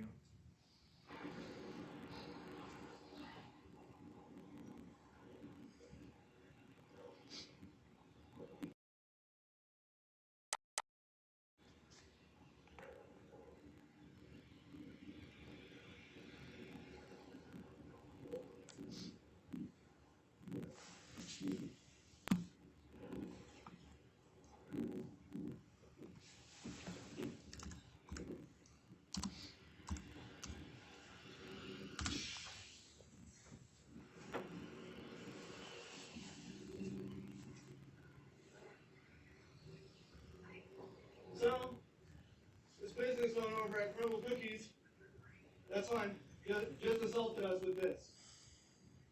I have it all live streamed right here. You need to go arrest her. Yes.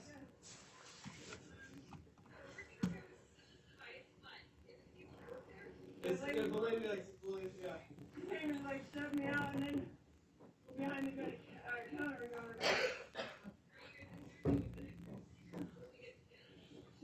She started shoving this into Amy's stomach, and so I grabbed the bat because she started hitting her with it, so we got it.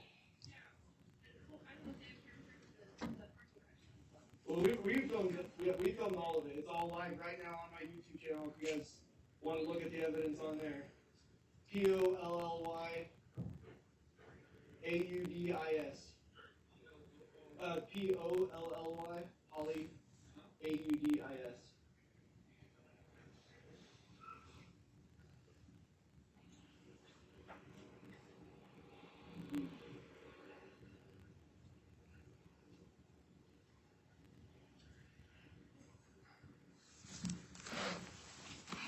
business is open to the public, that's a public accommodation. She's probably calling you guys right now too.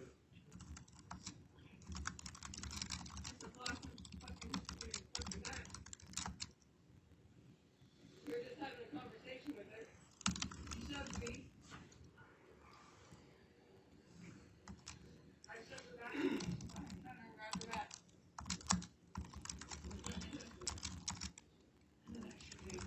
So I cited her 18 USC. I'm gonna pause it on there, mister, but ask just a question. When you watch the video in Exhibit 19 of the fight at the store, okay? The video doesn't capture everything, is that correct? Correct.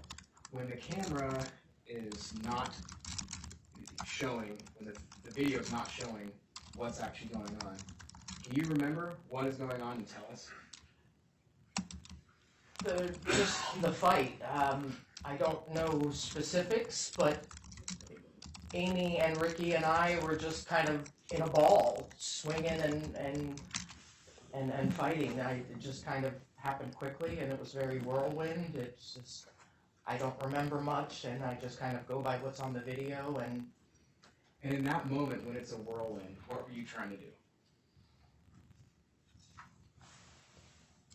stay alive, try to defend myself the best I could, but it didn't seem like that was gonna work for me. I felt like it was 2 against 1 at that point, but I was trying to fight back, but didn't really have any success. Protected activities, which includes public accommodations. And that's when she went and got the bat out and started attacking Amy. That's fine. That's fine.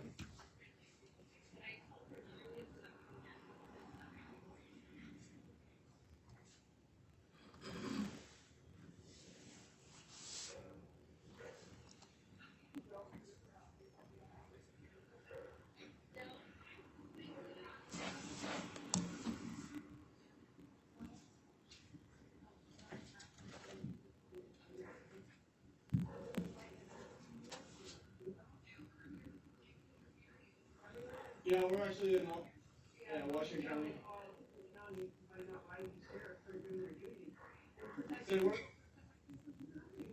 we honestly don't really target city police. We target the sheriffs because it's ultimately their responsibility to have stopped this from the beginning. You guys have the same authorities under your department policies, but it's really the sheriff's ultimate responsibility as in their position to stop official misconduct.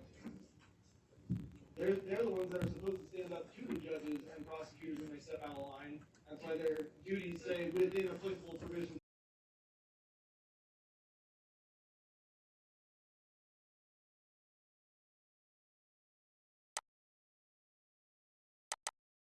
Law and according to law, not according to what somebody says.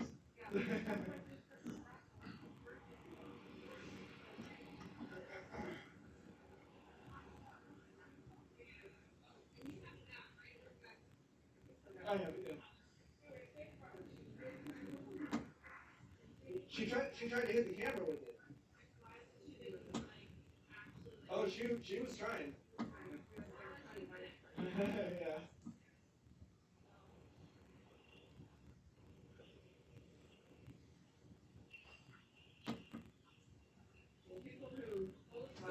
Is that the first one? Is that the courthouse one? No. Okay. Yeah, it's literally like that corner space, or maybe the next door down.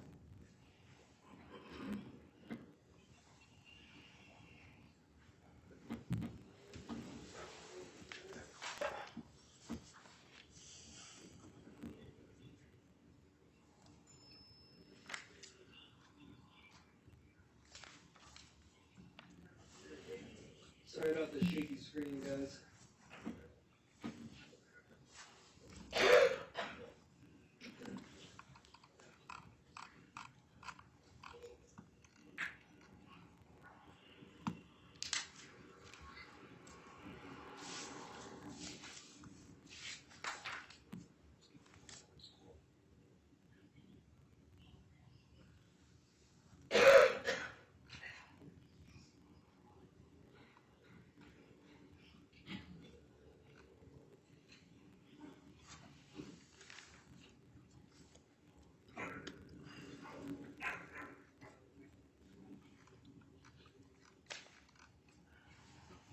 kiosk 7B, you can share.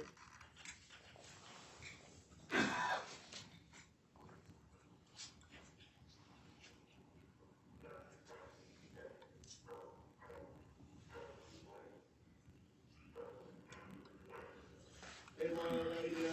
Andy says hi. No interruption.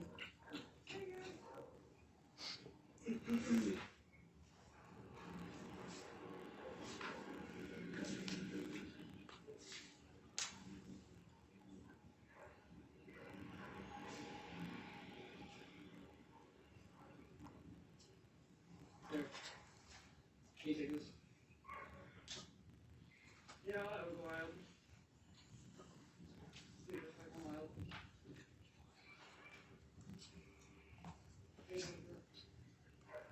Thank you for telling us.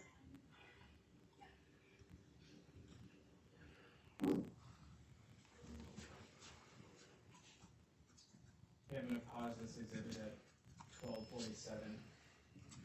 So Mr. Those are actually all the questions I have for you right now. Cross-examination.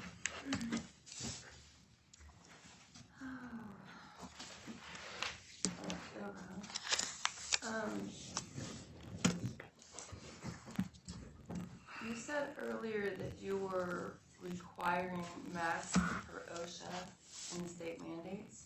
Yes. Did you ever read the EUA on the mandates yourself? Nope. Did you know that there is a right to refuse as well? Just a moment, please. Your phone needs to be off all the way, not on silent, not on airplane mode, but turned off all the way. That applies to everybody in the courtroom. Their phones need to be off all the way, not on silent, not on remote or airplane, but off all the way. Go ahead, Ms. Hall. Sorry, repeat the question, please. You said that you were, how again did you say that you were notified that masks and social distancing were required? The Lane County Department of Health. Did you ever read the EUAs yourself on No. the requirements of masking and the right to refuse and informed consent? I don't know what you mean. So the executive orders. Did I read the executive orders? Right. No, did you? Oh, you Yes. probably did. I didn't. No, I did not. You said that you, per OSHA, that you have to have masks on all the time inside your store. Do you always, at this point in time, were you always wearing a mask inside your store? Not if I was alone.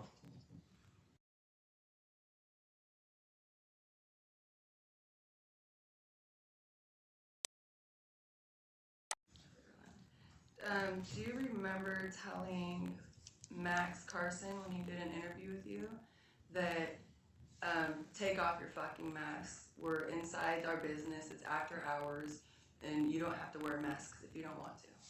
I don't recall saying that, no.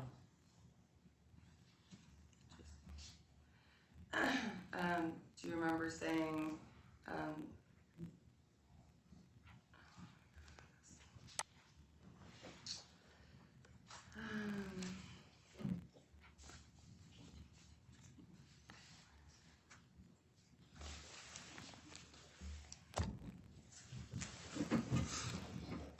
so when Max Carson came and did an interview with you and your husband, he called first and said that he was gonna come get a cookie with his girlfriend and do an interview with you. Do you remember this? I didn't speak to Max, so I don't know what was said over the phone.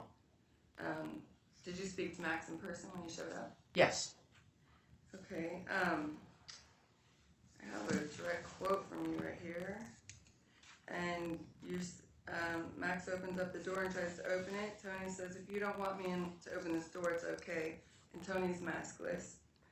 Max said, no, I do. Hello. Tony said, hey, how you doing? And good. The next scene is you inside the store making cookies, and you're not wearing a mask or a glove. Do you remember that?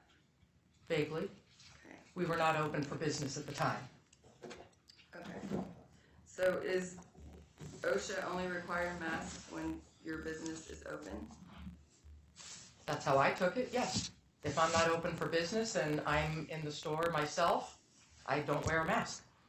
Well, you guys invited Max Carson in, and do you remember Tony saying to him, take off your fucking mask, and I mean this, because this is our business, we're closed, we're after hours, and we're not mask Nazis.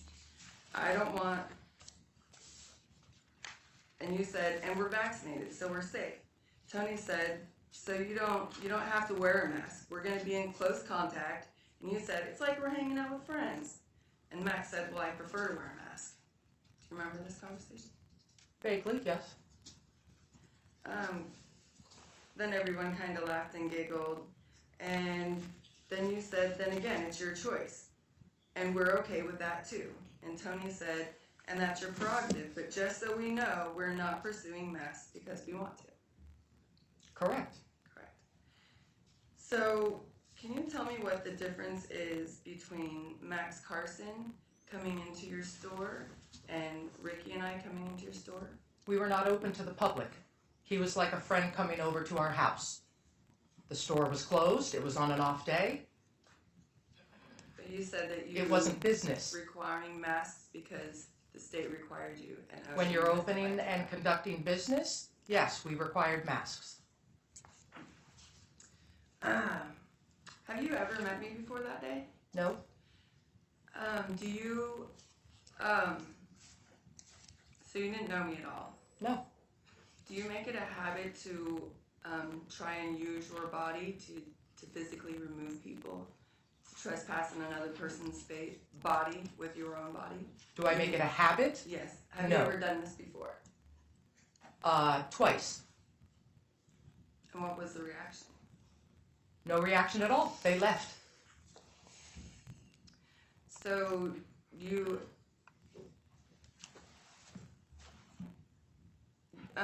were talking about the video camera when we walked in with the video camera. Do you know what First Amendment protected activities are?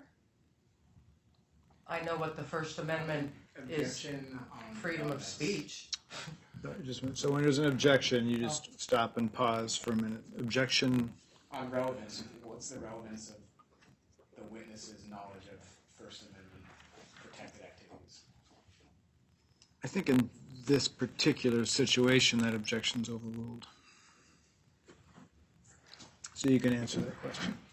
Repeat the question, please. Are you aware of what First Amendment protected activities are? I would say no. I'm not familiar with that.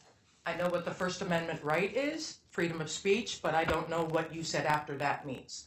Filming in public, that's the First Amendment protected activity. I'm only asking because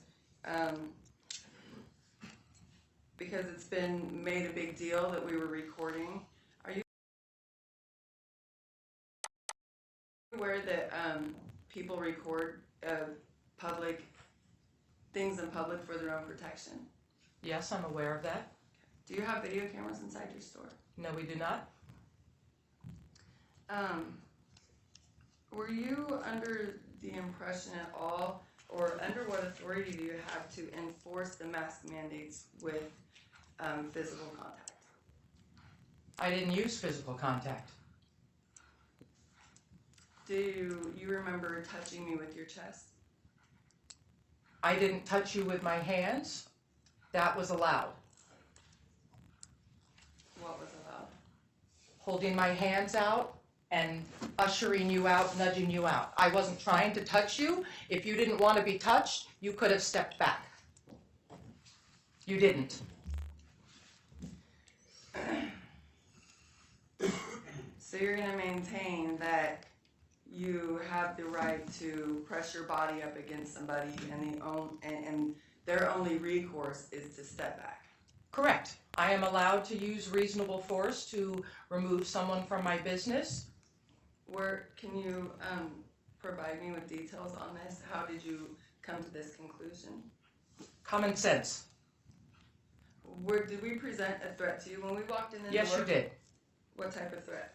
You were very loud and angry and abusive and cameras, and you weren't allowing me to speak, despite you said you wanted to have a conversation. You just came in and spouted all these things and wouldn't leave when I asked you to. So I felt very threatened by that. Okay. you say spouting all these things. I remember the first thing we asked you was, are you open to the public? And you said, Yes. yes. And then you said, but you can't come in without a mask on, right? Yes. And then we said, are you allowed to violate 18 U.S.C. 245? And I said I didn't know what that means. You didn't know what that means? Can you tell me what that means right now? Absolutely, I can tell you what it means. It's a long and lengthy one. It's basically. So this is a time for questioning, not for stating facts or testifying yourself. Okay. I apologize, Ron, I was just responding to her. But yes, ma'am, I can definitely cite it right now. And so I asked that, we asked that, were we hostile towards you when we first came in? Yes. You just watched the video of us walking in. Did we walk in and demand your service? No, you didn't. You didn't even say you wanted to buy cookies. Had you wanted to buy cookies, I'd have been happy to sell you cookies. Did we have the opportunity to ask to buy a cookie? You didn't. I asked you to put on masks first, and that's when you started spouting all these regulations that I don't know. Earlier you stated that if people were came to your business without masks on, that you would serve them outside. Did you offer to do that for us? You wouldn't leave. You weren't ever outside. You came inside without masks. Did you? Usually when that happened, people would wait outside and say, oh, I don't have a mask, but I want to buy some cookies. You guys barged right in without masks and had no intention of buying cookies. Were your doors wide open? Yes. And so walking in through your doorway, you call that barging in? Yes. Cameras blazing, you had no intention of buying cookies. How could And you you possibly know that? How could you possibly know that we had no intention of buying cookies? Call it a hunch. I've been doing this 11 years. So you determined, as soon as we walked in the door, that we were barging in and we had no intention of buying cookies. You came in without masks, with a camera, looking for a confrontation. Is that how you look at it? Yes. Do you remember, can I just make this exhibit? Show it to the jury, what we need to do? Can you Do you provide her remember me with some having these exhibit flyers stickers? in my hand? They were crumpled up on the ground after you left. That's when I saw it. So you saw two people, one of them with a camera and another one with some flyers in her hand as a threat to you. Yes. And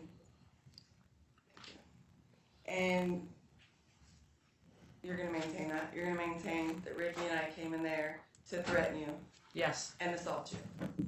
Intimidate, harass, confront, and then eventually assault. Yes. Did I smile and say hi when I walked through the door? I don't recall. No. Maybe we could play the part of the video again.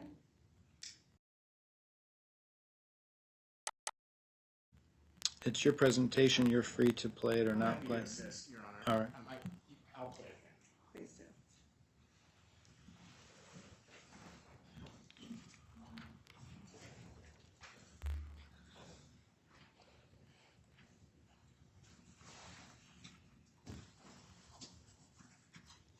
Watching this part right here, does it look like two people who were going in to start a fight and aggressively confront a business owner? I don't really see much right now. Please play it. I'd also like the court to know I'm in flip-flops. Don't you offer your services to the public? Yes, but it's the state requires that you be masked in order to come anywhere inside. You can't deny public services for federal law. Yes, I can. 18, you can violate 18 U.S.C. 245. I don't know what that is, but It's a federal law. You're a public accommodation. You just said you're open to the public. I don't have the right to free service to anyone. That's what 18 U.S.C. 245 is exactly about. I'm asking you to leave. You understand what trespassing is? You're, You're trespassing. You just stated that we were screaming and yelling at you. This sounds like a conversation to me. no, Doesn't sound like a conversation to me. Agree to disagree. It may not have been a conversation you wanted to have. Your Honor, for the record, Yeah, I deposit. Yes, please. Now, right now, I have the right to use reasonable. The can't really have questioning and answering while we have audio going Right. because You're on. it messes things up. Did you have your phone in your back pocket this whole time? I think so, yeah. You said earlier that you considered Ricky and I a threat to you. As soon as we walked in the door, that we came in aggressive and we were a threat. When didn't I you wouldn't call- ask you, when I asked you to leave and you refused, yes, that's when it was a threat. Well, I asked you earlier if we seemed like a threat when we first walked in the door. You said yes because we barged in there with the camera rolling and talking and spouting off numbers. Okay, Does it seem that way watching the video that we Yes. were actually aggressive yes, and that we were a threat to you? yes. Why didn't you take out the phone from your back pocket and call the police? Because I've had the business in downtown for 11 years, and I know that if I call 911 over someone in my store refusing to leave for masks, it's going to take them 20 minutes or so to show up. Do you know what menacing is? No? Can I read the law for menacing? For what purpose? Was your husband cited with menacing 2 weeks prior? You'd have to ask him. Do you have knowledge of your I'm just gonna husband? object on relevance. Sustained.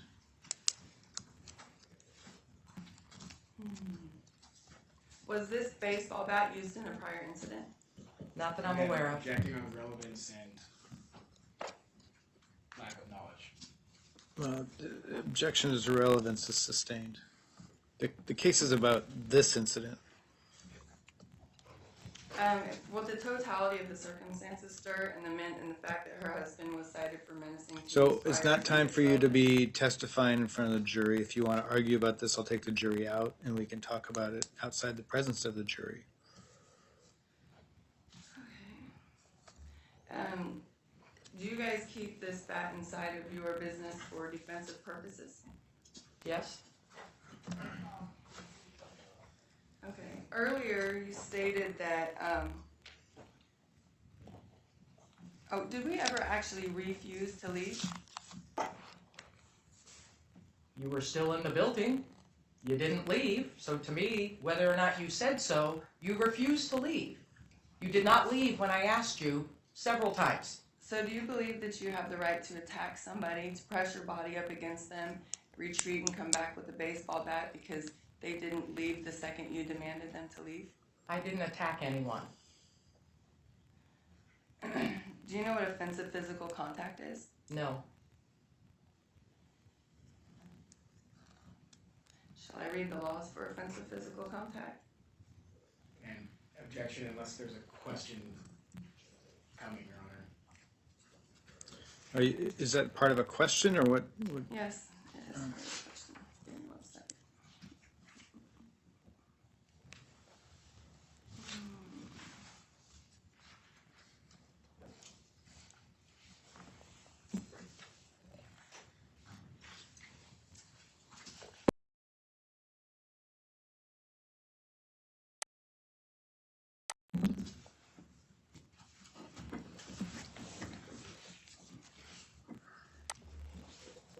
Bear with me for a moment.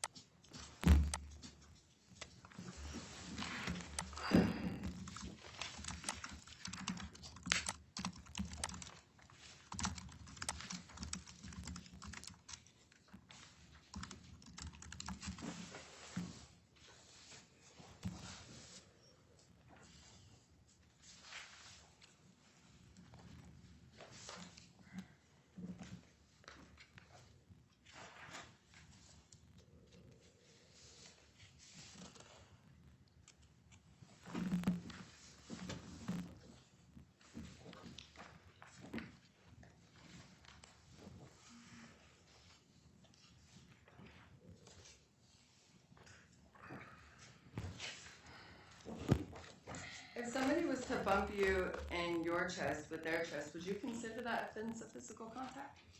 If they asked you, please don't touch me. If all they were doing is standing there talking and they felt that they needed to get you out right this moment and they contacted your body with your body, your body with their body, would you consider that offensive physical contact? I don't understand specifically the question. Can you rephrase that, please?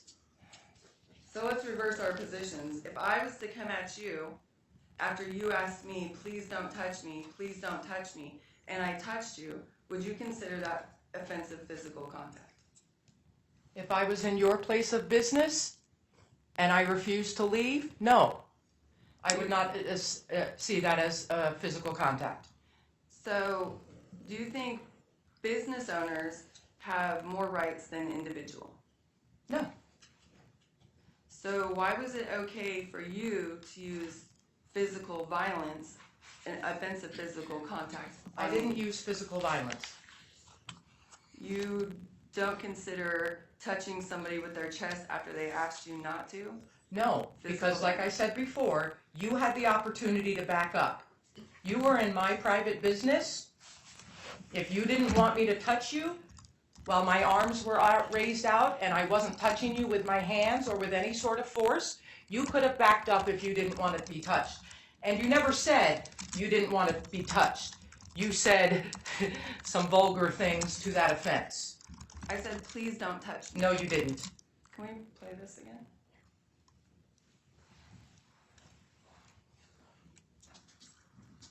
Maybe I said something more along the You lines. threatened me, saying it was All a right, bad so idea. hang on.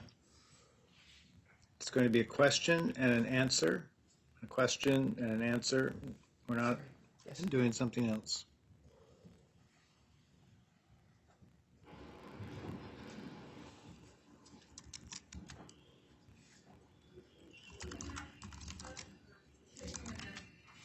Don't you want to listen to the public? Yes, but it's the safeguard that we have in order to come in your side. You can't deny public service, it's just as a law. 18, you can violate 18 U.S.C. 245.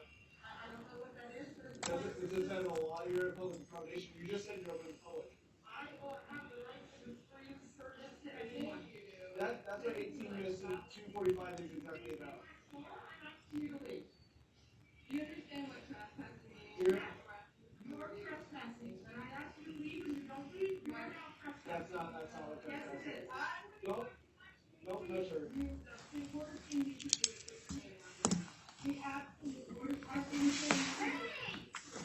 Yeah, don't fucking touch her. Get out right now. I have the right to use reasonable force once I ask you to leave and you don't leave. Get out.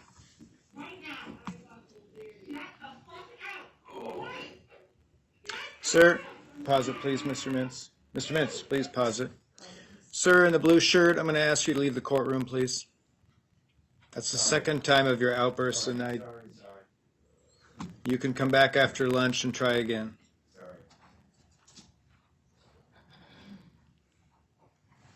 So, Mr., you just said that business owners don't have more rights than the individual. Is this correct?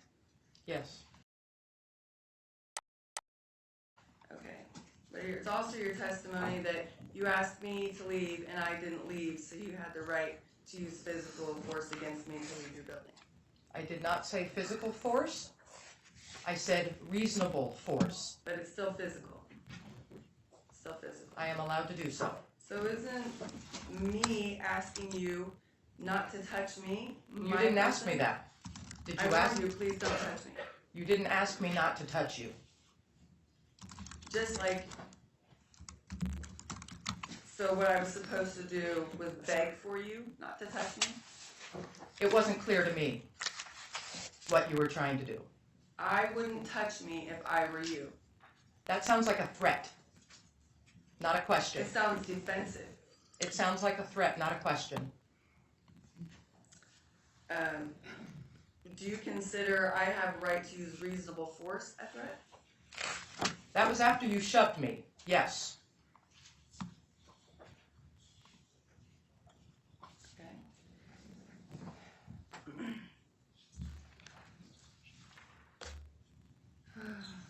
Do you really believe that I went into your store to cause you damage and harm? Yes, I do. Why would you believe this? Because you did.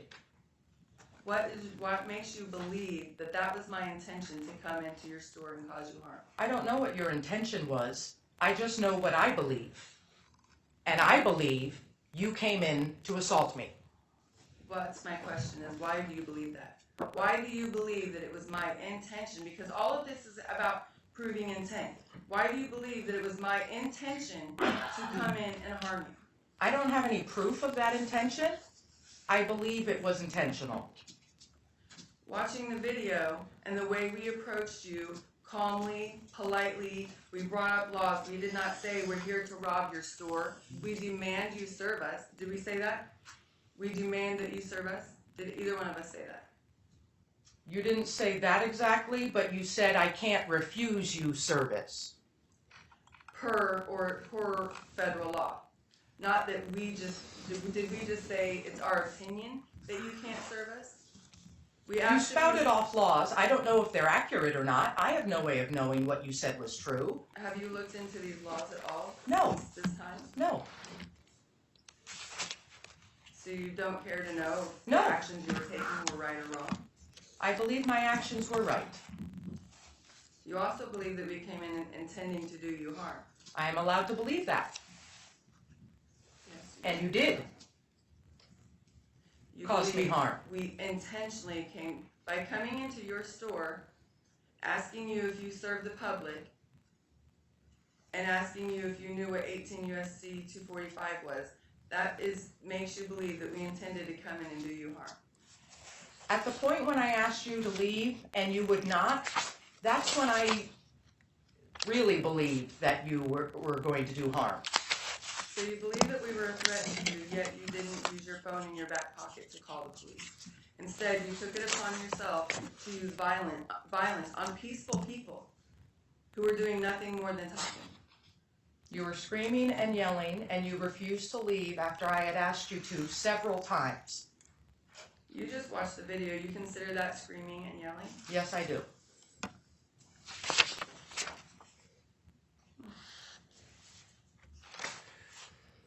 So you believe you have a right to use physical force on people for doing nothing more than talking?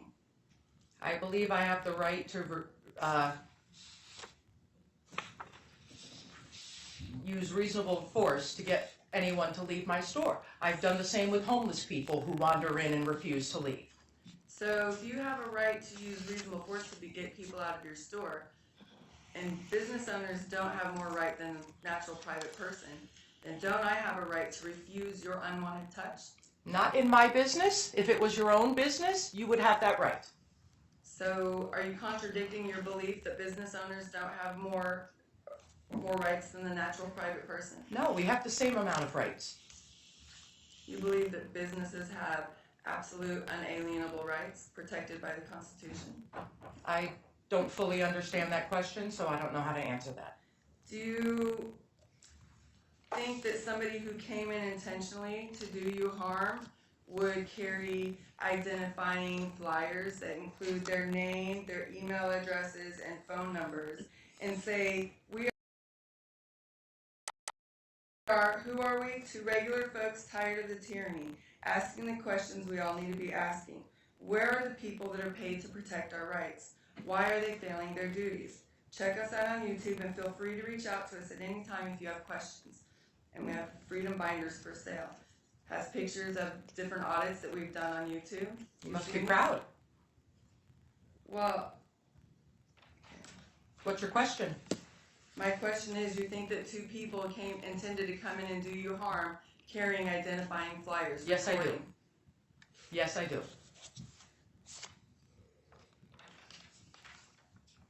Are you just saying that so that I'll be convicted of this charge? No. I'm saying it because I believe it. And yes, I want you to be convicted of this charge.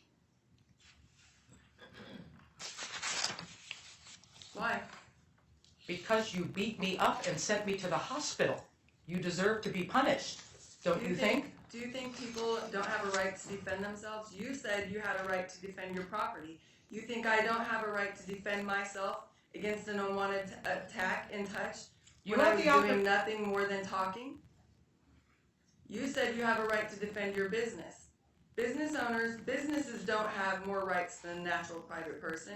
You were trespassing So, on my person. ma'am, Were you trespassing Miss on Hall, my person? Miss Hall, I need you to form your statements into a question. That was quite a diatribe there. That's not a question. Do you believe you were trespassing on my person by touching my body with yours after I told you that it was a bad idea? No, I do not. But you believe us being in your store when you tell us to leave is us trespassing on your business? By definition, yes, it is. Do you know the definition of trespassing? When you're in somebody else's business or home and you're not supposed to be there. If somebody asks you to leave, you're trespassing if you don't leave. Do you have any way of providing proof to me that that's what trespassing means? So the court will provide at the end of this trial the definition of the laws and what the laws say that are relevant to this case. We don't need to debate between the two of you or anybody else what the laws are or not. Those are not relevant questions here. The question is your understanding on trespassing. I how understand did you come to this trespassing- understanding? How did you come to this understanding that this is what trespassing means? I don't know. So, when I ask you right here, I'm not sure you know what trespassing means. You say, yes, I do. And now you're telling me that you don't know. I said I don't know how I came about to know that information. Somebody must have told it to me. You never looked it up yourself? No, I did not. But I have had police officers tell me that when you ask someone to leave and they don't, that's trespassing.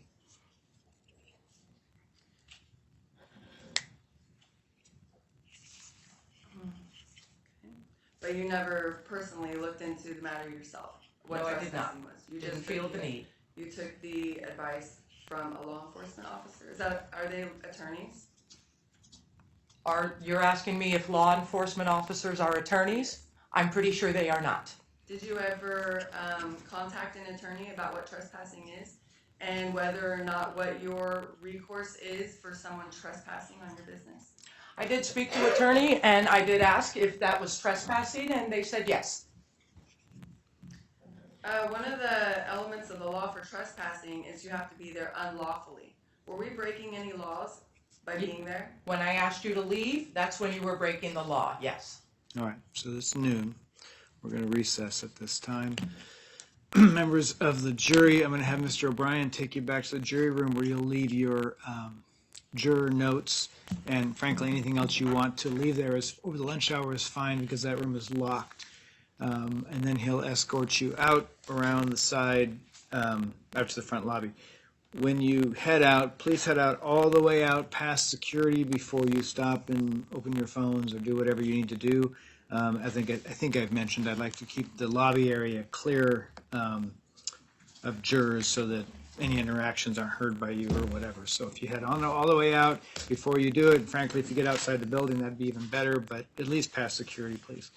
I'll have you downstairs at 1:15 so that we can bring you up here and get started as close to 1:30 as I can possibly manage. Any questions about procedural, those scheduling steps? All right, thank you.